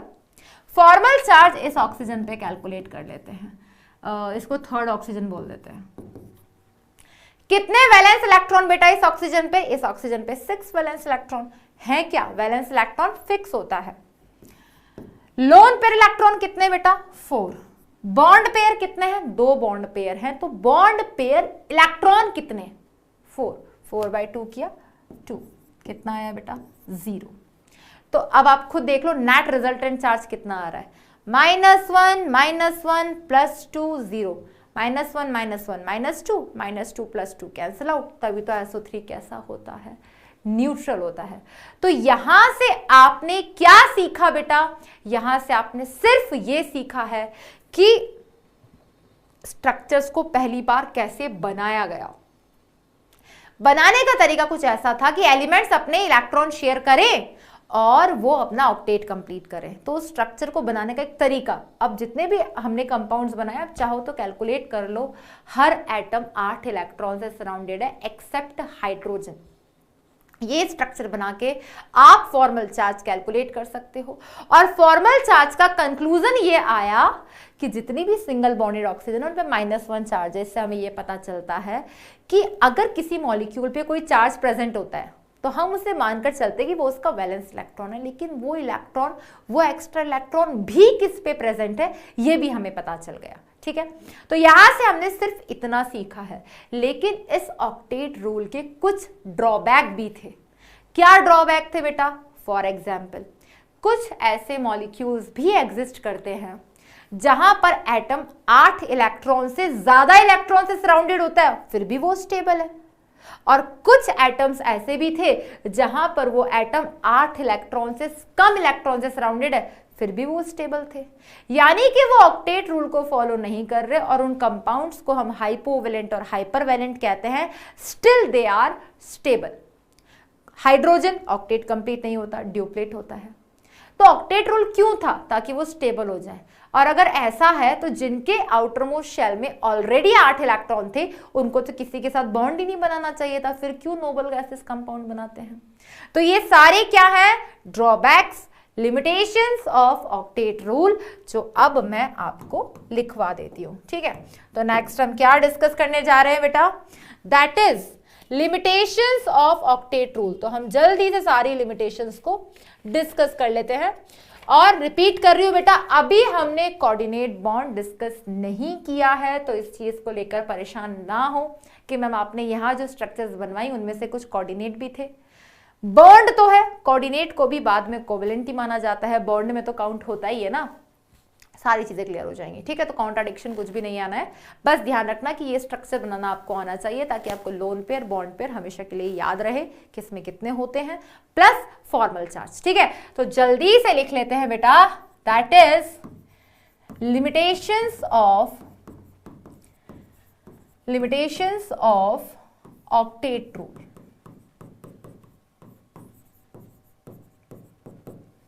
तो ऑक्टेट रूल जिन्होंने ये कहा था कि एलिमेंट्स अपने वैलेंस इलेक्ट्रॉन को शेयर करें अपना ऑक्टेट कंप्लीट करने के लिए, उसके बाद वो स्टेबल है, ऐसा है तो वो मॉलिक्यूल तो स्टेबल होने ही नहीं चाहिए थे जिनका ऑलरेडी ऑक्टेट से ज्यादा या 8 से कम इलेक्ट्रॉन से सराउंडेड है। तो नंबर 1 पॉइंट क्या आएगा बेटा, that is number 1 duplet in hydrogen. भाई ऑक्टेट का मतलब तो ये होता है ना कि आप एटम्स को 8 इलेक्ट्रॉन से सराउंडेड करो, लेकिन आप जो स्ट्रक्चर्स बनाते हो उसमें तो आप हाइड्रोजन का ड्यूप्लेट कंप्लीट करते हो। तो इन हाइड्रोजन, इन H2 बोल लो, इन हाइड्रोजन, क्लियर। तो हाइड्रोजन एटम थोड़ा पतला कर लिया जाए मार्कर को, hydrogen atom is surrounded bye 2 electrons, not by 8 electrons, clear. ये 8 इलेक्ट्रॉन से सराउंडेड नहीं होता है। कितने इलेक्ट्रॉन सराउंडेड होता है बेटा, 2 से। दूसरा ड्रॉबैक क्या था बेटा, दूसरा ड्रॉबैक मैंने आपको अभी बताया, हाइपोवेलेंट कंपाउंड्स। हाइपोवेलेंट कंपाउंड्स क्या होते हैं बेटा, अभी मैंने डिस्कस किया था आपके साथ। हाइपोवेलेंट कंपाउंड्स जब ये बॉन्ड बना रहे थे बेटा, क्लियर, जब ये बॉन्ड बना रहे थे तो सेंट्रल एटम 8 इलेक्ट्रॉन से सराउंडेड था जनरली सब में, ठीक है। तो हाइपोवेलेंट कंपाउंड्स वो कंपाउंड्स होते हैं, compounds in which central atom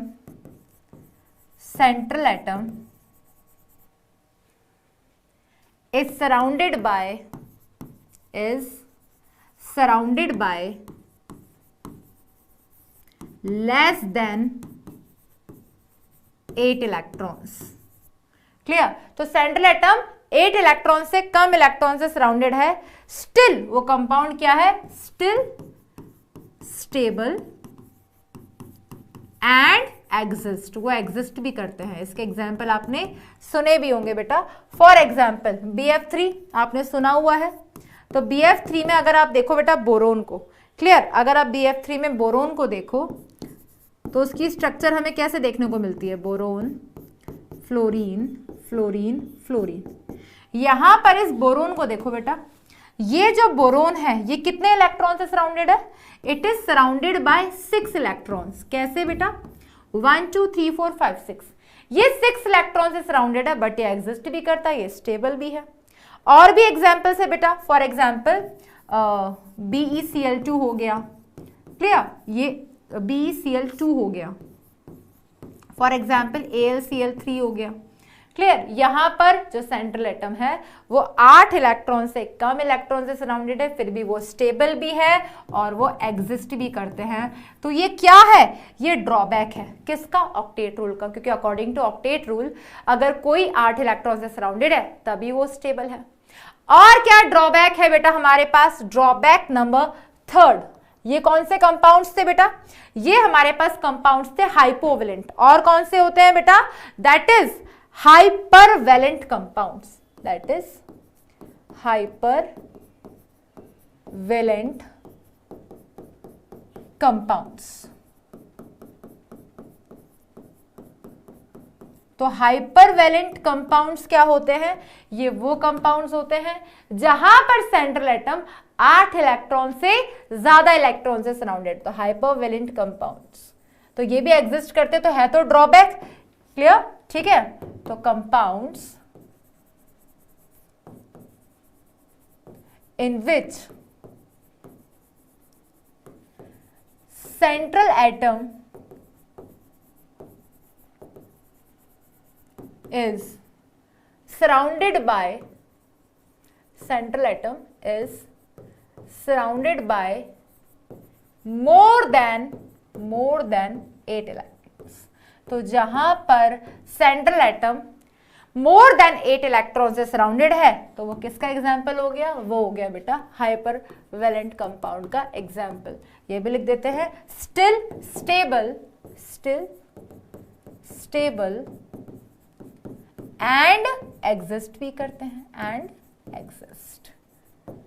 clear हो गया बेटा? ये एग्जाम्पल्स है हमारे पास, जल्दी से डिस्कस कर लेते हैं। फॉर एग्जाम्पल आपने सुना होगा बेटा IF7, वेस्पर थ्योरी में हम इनकी शेप बनाना भी सीखेंगे, ठीक है? तो IF7 को ध्यान से देखो बेटा, इसकी क्या स्ट्रक्चर होती है? ये हो गया आयोडीन। क्लियर?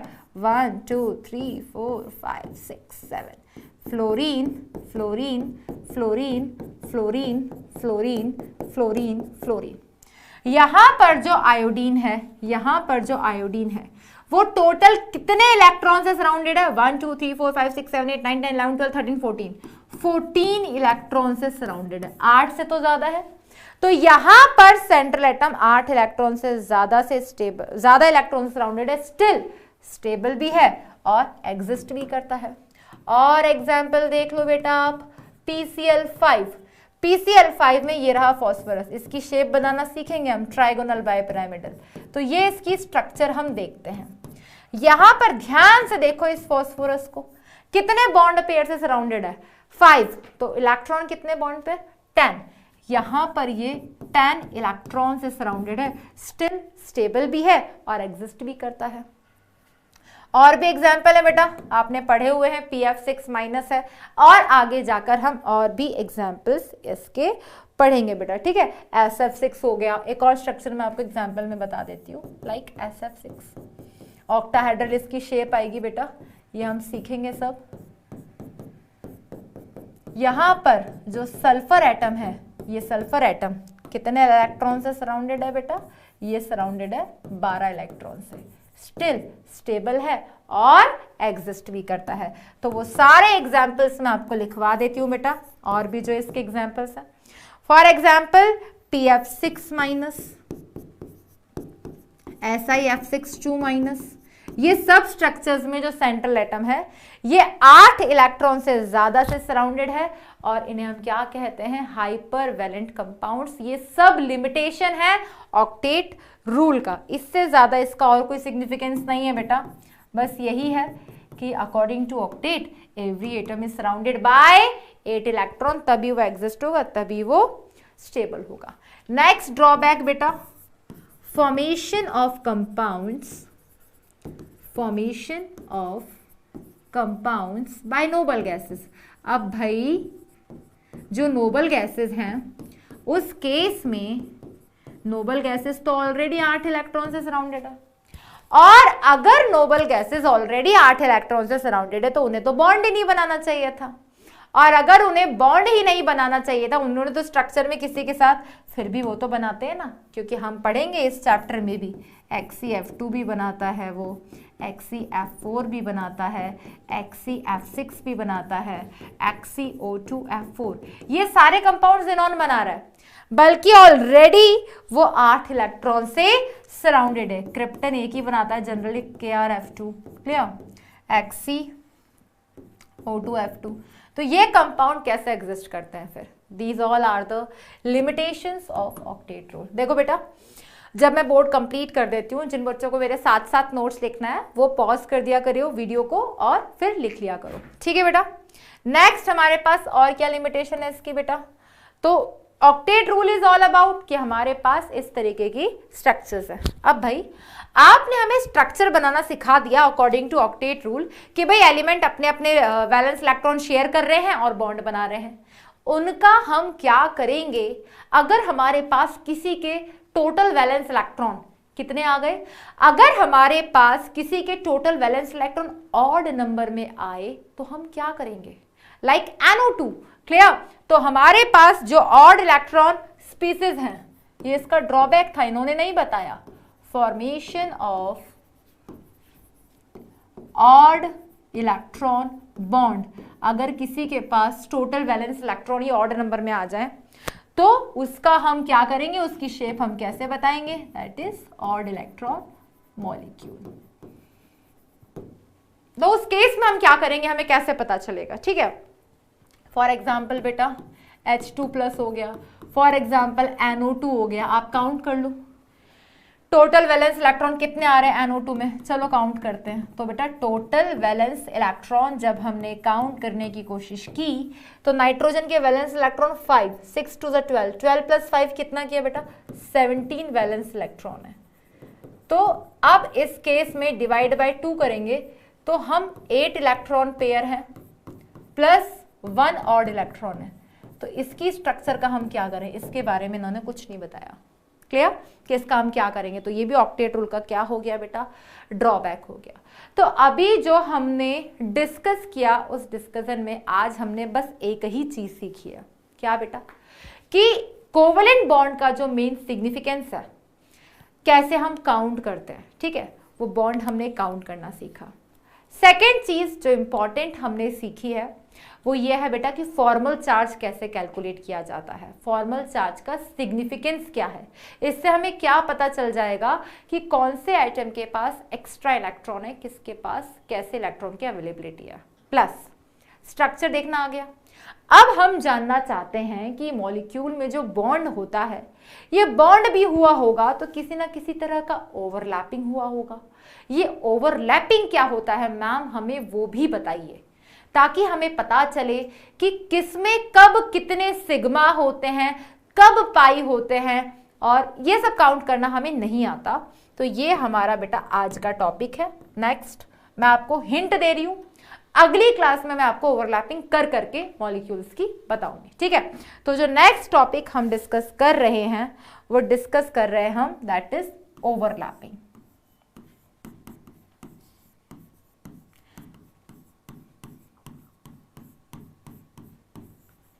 क्लियर बेटा, आप लोगों ने स्ट्रक्चर ऑफ एटम चैप्टर पढ़ा है तो आपको एसपीडीएफ क्या होते हैं ये तो बहुत अच्छे से पता है। क्लियर, तो ओवरलैपिंग इज ऑल अबाउट हमारे पास जो एटॉमिक ऑर्बिटल्स होते हैं, क्या हमारे पास कौन कौन से ऑर्बिटल्स होते हैं, एस होता है, पी होता है, क्लियर, और डी होता है। तो इंटरमिक्सिंग इनकी जो होती है ऑफ ऑर्बिटल्स, उसी को हम क्या कहते हैं बेटा, उसी को हम कहते हैं ओवरलैपिंग। यानी कि हमारे पास जो ऑर्बिटल्स हैं उनको आपस में इंटरमिक्स कराया, वो क्या कहलाती है बेटा, ओवरलैपिंग कहलाती है। फॉर एग्जांपल, आप एग्जांपल से समझो ज्यादा क्लियर हो जाएगा।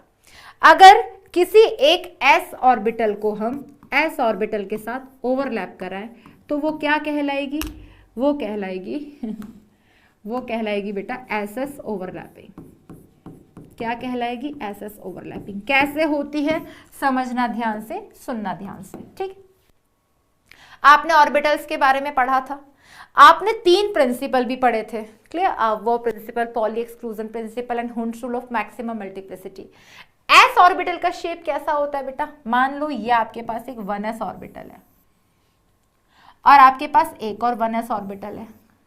जब मैं इस 1s को पास लाऊंगी, एक दूसरे के एकदम पास लाऊंगी, तो ये 1s के साथ क्या करेगा, ओवरलैपिंग करेगा। और ये जो ओवरलैपिंग करता है इसी को हम क्या कहते हैं, एस ओवरलैपिंग। सिंपल। तो क्या किया, तीनों ने ओवरलैप की, दोनों ने ओवरलैप किया, तो ये क्या कहलाएगी, ये कहलाएगी एस और ओवरलैपिंग। नेक्स्ट देखो बेटा, हमारे पास अगर हम पीपी को ओवरलैप करवाएं तो क्या होता है, देखो हमारे पास एक पी ऑर्बिटल है, मान लो ये एक पी ऑर्बिटल है। क्लियर, ये एक पी ऑर्बिटल है, पी ऑर्बिटल का शेप डम्बेल होता है। ये दूसरा पी ऑर्बिटल है, दोनों को पास लेकर आए, ओवरलैप करवाया, तो दोनों पास आए, इस तरीके से आए, तो इसे क्या बोलेंगे, पी ऑर्बिटल के साथ ओवरलैप कर रहा है, इसे कहेंगे पीपी ओवरलैपिंग। क्लियर, ये हो गया पीपी ओवरलैपिंग। सेम इसी तरीके से हम डी को डी के पास लाएंगे तो वो कहलाएगी डी डी ओवरलैपिंग। लेकिन उसके लिए हम जल्दी से रिकॉल कर लेते हैं कि हमारे पास इन ऑर्बिटल्स की क्या शेप होती है, ताकि ओवरलैपिंग से हमें समझ आए बेटा कि क्या हमारे पास सिग्मा होते हैं, क्या हमारे पास पाई बॉन्ड होते हैं। तो आपको एस ऑर्बिटल के बारे में तो पता ही है बेटा, स्फेरिकल होता है। अगर मैं बात करूं बेटा पी के बारे में, तो हमने p के 3 ऑर्बिटल्स पढ़े हैं, px, py, pz, ठीक है। तो मान लिया तो इसमें कैसे होते हैं बेटा, मान लो अगर मुझे px, py और pz को रिप्रेजेंट करना है तो मैं कैसे करूंगी, ठीक है। तो मान लो ये एक्स एक्सिस है, ये वाई एक्सिस है, एक्स एक्सिस है, वाई एक्सिस है, एक्स एक्सिस है, वाई एक्सिस है, जेड एक्सिस है। तो एक्सिस का मतलब क्या होता है? अलोंग द एक्सिस अगर हम किसी चीज की बात कर रहे हैं, क्लियर, तो उसके लिए मुझे 2-3 पेन चाहिए, ठीक है। तो मैं 1 मिनट बस बच्चों,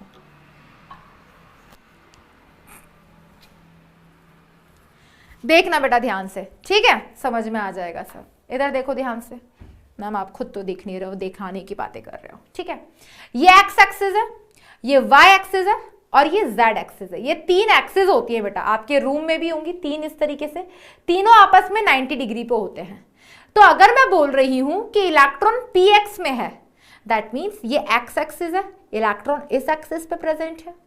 अगर मैंने बोला पी वाई, तो ये मान लो अगर ये वाई एक्सिस है तो पी वाई एक्सिस पे इलेक्ट्रॉन है, ठीक है। 2 इलेक्ट्रॉन होते हैं, एक अप स्पिन एक डाउन स्पिन, एक क्लॉकवाइज एक एंटी क्लॉकवाइज, यानी कि एक प्लस वाला एक माइनस वाला। और अगर जेड एक्सिस है तो यानी कि जेड एक्सिस पे पी ऑर्बिटल प्रेजेंट है। तो अगर बेटा मैं यहां पर रिप्रेजेंट करूं पी एक्स वाले को, तो पी एक्स वाले को कैसे रिप्रेजेंट करूंगी बेटा? एक्स एक्सिस पे पी डम्बेल प्रेजेंट है, क्लियर। अगर मुझे रिप्रेजेंट करना है पी वाई, तो मैं ये रिकॉल करा रही हूं बेटा ताकि आप ओवरलैपिंग बहुत अच्छे से सीख जाओ। और अगर मुझे रिप्रेजेंट करना है पी जेड को, यानी कि वो एटॉमिक ऑर्बिटल जेड एक्सिस पे प्रेजेंट है। क्लियर हो गया बेटा? अब इस केस में यहां पर ये हमारे पास 3 एटॉमिक ऑर्बिटल्स होते हैं पी के, क्लियर। डी के बारे में आपने क्या पढ़ा था बेटा? डी के बारे में आपने पढ़ा था 2 ऑन द एक्सिस होते हैं और 3 इन बिटवीन द एक्सिस होते हैं। तो जो ऑन द एक्सिस होते हैं उनको रिप्रेजेंट कर देते हैं। तो ऑन द एक्सिस हमारे पास 2 थे, कौन कौन से थे बेटा? एक था d x square y square और एक था डी जेड स्क्वायर। बेटा डी ऑर्बिटल का शेप कैसा होता है? डम्बेल, ये याद आ रहा होगा बेटा। तो d x square y square, यानी कि अगर ये एक्स एक्सिस है ये वाई एक्सिस है, तो ये d x square d y square, double dumbbell shape होता है इनका। डी जेड स्क्वायर इस तरीके से, बेबी सूथर टाइप इसका शेप होता है बेटा, इस तरीके से। अब ये हमारे पास 2 ऑन द एक्सिस होते हैं और डी ऑर्बिटल के जो बाकी 3 होते हैं वो इन बिटवीन द एक्सिस होते हैं। इन बिटवीन द एक्सिस का मतलब क्या था बेटा? जो एक्सिस के बीच में होते हैं। तो कौन कौन से होते हैं बेटा? D x y, d y z, d z x. याद आ रहा होगा बेटा? D x y, d y z and d z x. तो अगर बात करूं बेटा डी एक्स वाई की, मान लो ये एक्स एक्सिस है, ये वाई एक्सिस है, ये वाई एक्सिस है, ये जेड एक्सिस है, ये जेड एक्सिस है, ये एक्स एक्सिस है।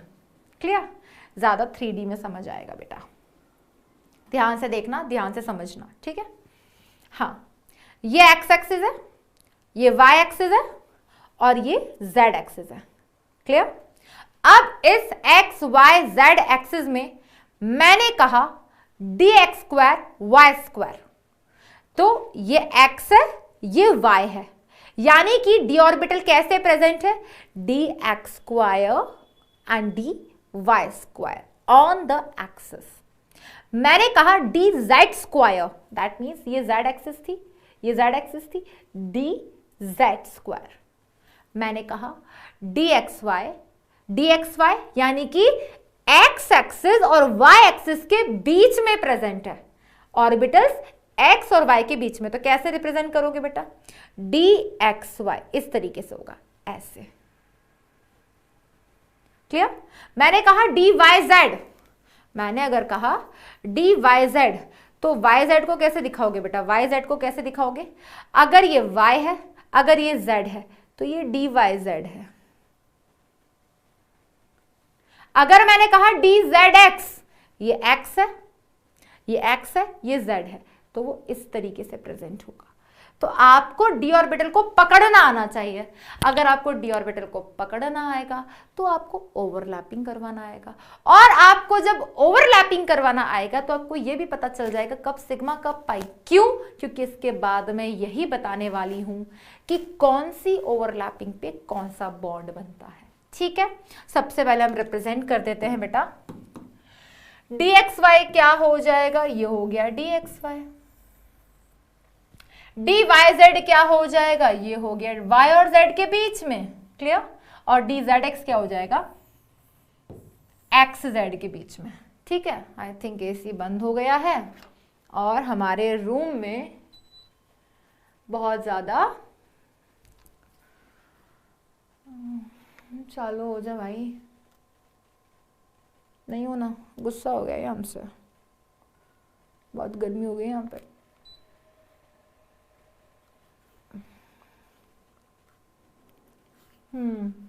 शायद चालू हो गया, कोई बात नहीं।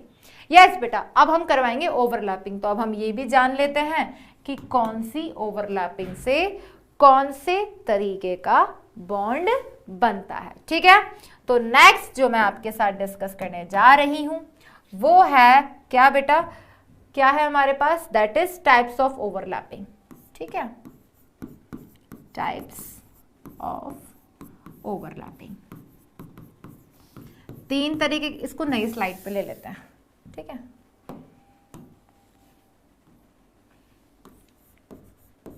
Types of overlapping.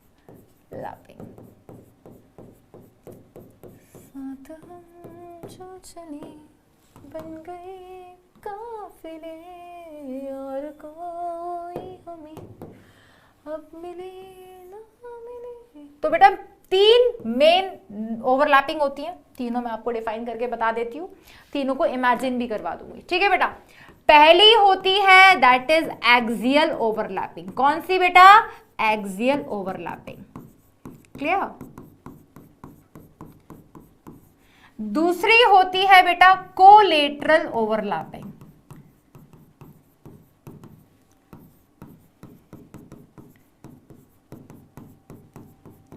और तीसरी होती है बेटा that is delta overlapping.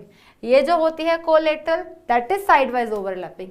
Axial जब ओवरलैपिंग ऑन द एक्सिस होती है। एंड थर्ड वन को हम डेल्टा तो कहते ही हैं, फेस वाइज ओवरलैपिंग। ये हमारे सिलेबस में नहीं है बट इन केस होती तो हम इसको भी पढ़ते, ठीक है।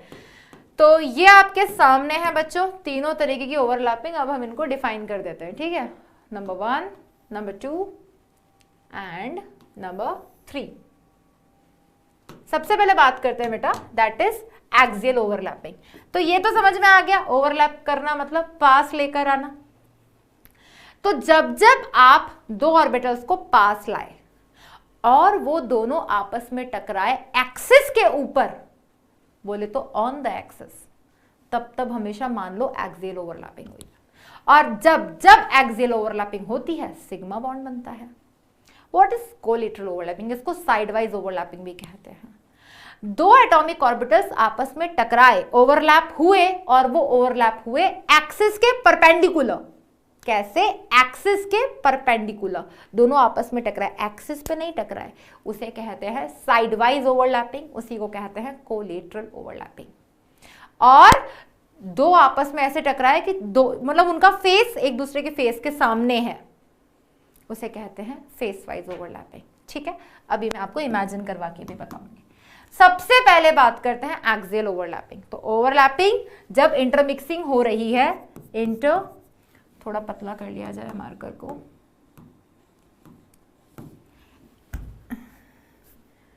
जब इंटरमिक्सिंग ऑफ एटॉमिक ऑर्बिटल्स, जब एटॉमिक ऑर्बिटल्स कहां इंटरमिक्स हो, ऑन द एक्सिस, एक्सिस के ऊपर, और यहां से क्या बनता है बेटा, यहां से सिग्मा बॉन्ड इज फॉर्म्ड। जब जब एक्सियल ओवरलैपिंग होती है तब तब हमेशा सिग्मा बॉन्ड बनता है। कोलेटरल ओवरलैपिंग क्या होती है बेटा, इंटरमिक्सिंग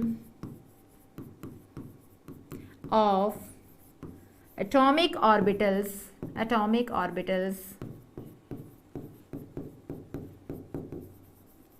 takes place परपेंडिकुलर, ये सिंबल याद है बेटा मैथ्स में, perpendicular to the internuclear axis. Internuclear यानी कि जिस एक्सिस के अलोंग ओवरलैपिंग करवाई जा रही है, और यहां से हमेशा पाई बॉन्ड ही बनता है, पाई बॉन्ड इज फॉर्म्ड।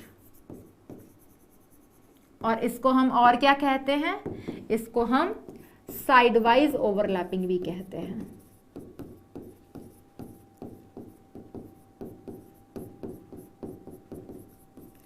और जो नेक्स्ट होती है बेटा, next is face wise overlapping, और face wise of overlapping is all about intermixing, face wise हो रही है, intermixing of atomic orbitals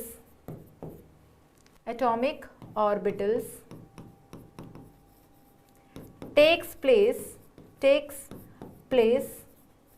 phase wise, और यहां से डेल्टा बॉन्ड बनता है। मैं अभी आपको बना के दिखा देती हूं। Delta bond is formed. तो अब ना मैं आपके सामने सीधा क्वेश्चन लिखती हूं, हम एग्जाम्पल से सारी चीजें समझ लेंगे, ताकि आप खुद एक बार पढ़ लो बेटा 1 मिनट के लिए इसे जो लिखा हुआ है, ताकि हम ओवरलैपिंग करवा के बॉन्ड को फिर बनवाते हैं। क्लियर? बस ये मान लेना, इंटरन्यूक्लियर एक्सिस यानी कि जिस एक्सिस के अलोंग हम इन्हें ओवरलैप करवा रहे हैं, अगर एक्सिस पे मिल रहे हैं तो इसे हम बोलेंगे सिग्मा बॉन्ड। अगर परपेंडिकुलरली मिल रहे हैं इस तरीके से तो पाई, और अगर फेस वाइज मिल रहे हैं तो डेल्टा। एक बार पढ़ लो बेटा 1 मिनट के लिए, फिर हम डिस्कस करने वाले हैं। ठीक है?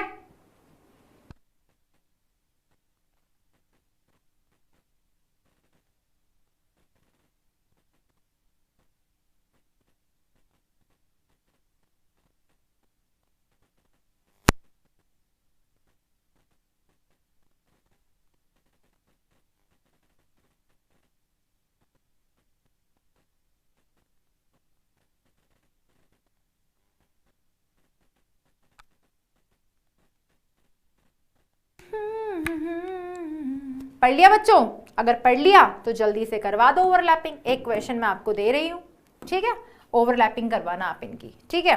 तो आपको बताना है कि कब कौन सा बॉन्ड बनेगा, ठीक है? एग्जाम्पल ही हमारा क्वेश्चन है, ठीक है?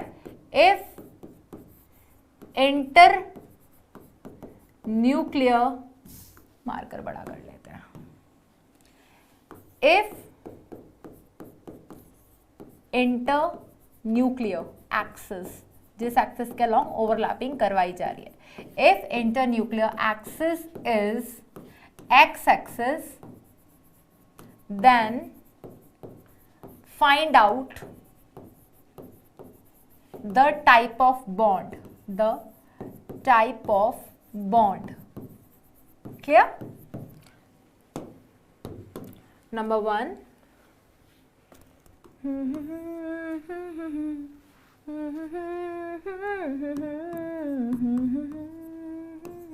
1s। उसके बाद आप ओवरलैपिंग करवाना पीवाई एक्सिस की, फिर आप ओवरलैपिंग करवाना यहां पर आप ओवरलैपिंग करवाना बेटा एस एक्सिस की और पी एक्स। करो बेटा आप लोग एक बार, उसके बाद मैं बताती हूं। ट्राई करो इन क्वेश्चंस को।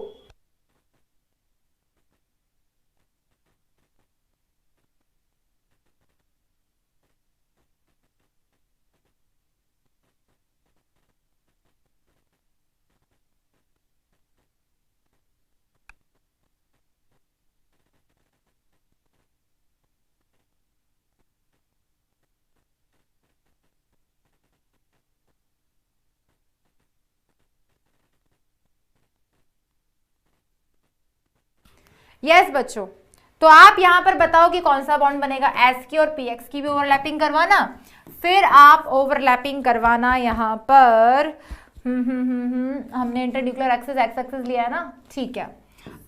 D x square y square की भी ओवरलैपिंग करवाना। तो एक एग्जाम्पल मैं आपको बता देती हूँ, रेस्ट में आपको होमवर्क दे दूंगी, ठीक है? अब बेटा बताओ, इंटरन्यूक्लियर एक्सिस एक्स एक्सिस है भाई, हमारा एस जो होता है वो स्फेरिकल होता है, ठीक है? अब इस केस में आप कहीं से भी ओवरलैपिंग करवा दो। मान लो इंटरन्यूक्लियर एक्सिस एक्स एक्सिस है, तो ये हमारी एक्स एक्सिस हो गई। और हमने ओवरलैपिंग करानी है एस की और एस की, तो ये एस ये एस, तो दोनों एस ऑर्बिटल कहां मिल रहे हैं, एक्सिस पे मिल रहे हैं, तो ये दोनों मिलकर हमेशा सिग्मा बॉन्ड बनाएंगे। नेक्स्ट देखो, इंटरन्यूक्लियर एक्सिस एक्स एक्सिस है, ठीक, इंटरन्यूक्लियर एक्सिस एक्स एक्सिस है, ठीक है। तो पीवाई पीवाई कैसा होगा, पीवाई पीवाई, दोनों पीवाई जो मिक्स होंगे इस एक्सिस के परपेंडिकुलर मिक्स होंगे। मान लो अगर एक पीवाई ये है तो दूसरा पीवाई ये है, और दोनों जो इंटरमिक्स हुए वो इंटरमिक्स हुए इस इंटरन्यूक्लियर एक्सिस के परपेंडिकुलर, तो कौन सा बॉन्ड बनेगा, पाई बॉन्ड। इसी को कहते हैं कोलेटरल ओवरलैपिंग, इसी को कहते हैं साइड वाइज ओवरलैपिंग, ठीक है। अब इंटरन्यूक्लियर एक्सिस एक्स है, क्लियर, एक एस ऑर्बिटल है बेटा, px कैसा होगा, अगर x एक्सिस है तो px ऐसा ही तो होगा, तो px कैसा होगा बेटा, ये रहा px, ये py py था, ये एक px है, ये s है, तो क्या ओवरलैपिंग हुई, हाँ जी हुई, और कहां हुई, ऑन द एक्सिस हुई, कौन सा बॉन्ड, सिग्मा बॉन्ड, क्योंकि दोनों आपस में कहां मिले, ऑन द एक्सिस मिले, क्लियर। नेक्स्ट बेटा, इंटरन्यूक्लियर एक्सिस एक्स एक्सिस है, ओवरलैपिंग किसकी, dx स्क्वायर वाई स्क्वायर, ये रहा dx square dy square, dx square dy square, क्या ओवरलैपिंग हुई, हाँ जी हुई, दोनों कहां मिले, एक्सिस पे मिले, एक्सिस पे मिले, कौन सा बॉन्ड, सिग्मा बॉन्ड। तो बस इतना ध्यान रखना है, अगर दो atomic orbitals on the axis मिलते हैं sigma, in between the axis sorry perpendicular to the internuclear axis pi, और मान लो इंटरन्यूक्लियर एक्सिस z होता और ओवरलैपिंग करवाते dx square y square dx square y square, तो ये इंटरन्यूक्लियर एक्सिस है, dx स्क्वायर वाई स्क्वायर कैसा होता, इस तरीके का, दूसरा dx स्क्वायर वाई स्क्वायर इस तरीके का, चारों फेस के सामने होते, इसे कहते हैं face wise overlapping, not in syllabus but इस तरीके की ओवरलैपिंग होती है और सिर्फ डी में होती है, जब चारों एटॉमिक ऑर्बिटल चारों के सामने होते हैं, फेस, इसे कहते हैं फेस वाइज ओवरलैपिंग। तो इसे एक बार रिवाइज करना बेटा, ओवरलैपिंग क्लियर होगा तो कब सिग्मा कब पाई बनता है ये क्लियर होगा, फिर मैं और अच्छे से बताऊंगी जो हमने इलेक्ट्रॉन शेयर करके बॉन्ड बनाया था वो ओवरलैपिंग से बना था और एटॉमिक ऑर्बिटल्स के अंदर इलेक्ट्रॉन होते हैं। फिर हम हाइब्रिडाइजेशन की तरफ बढ़ेंगे ताकि हमें वेस्पर थ्योरी को कंटिन्यू करते हुए मैक्सिमम क्वेश्चंस हम इससे डिस्कस कर लेंगे, ठीक है। So all the very best बच्चों, अच्छे से पढ़ते रहो, हंसते रहो, मुस्कुराते रहो, बस खुश रहो, सबसे इंपॉर्टेंट बात यही है। और दिवाली मन चुकी है बेटा, दिवाली मन चुकी है और अब हमें अच्छे से मेहनत करनी है। मेहनत करनी है तो क्या करना पड़ेगा बेटा, क्या करना पड़ेगा, मेहनत करनी है तो अब पूरा मन पढ़ाई में लगाना पड़ेगा, ठीक है। तो बस घबराना नहीं है, पढ़ते रहना है, जितना करो अच्छे से करो, एक चीज का ध्यान रखो, ज्यादा के पीछे कभी मत भागना, जितना हो उसे अच्छे से करना, ठीक है। So all the very best बच्चों, ठीक है, थैंक यू।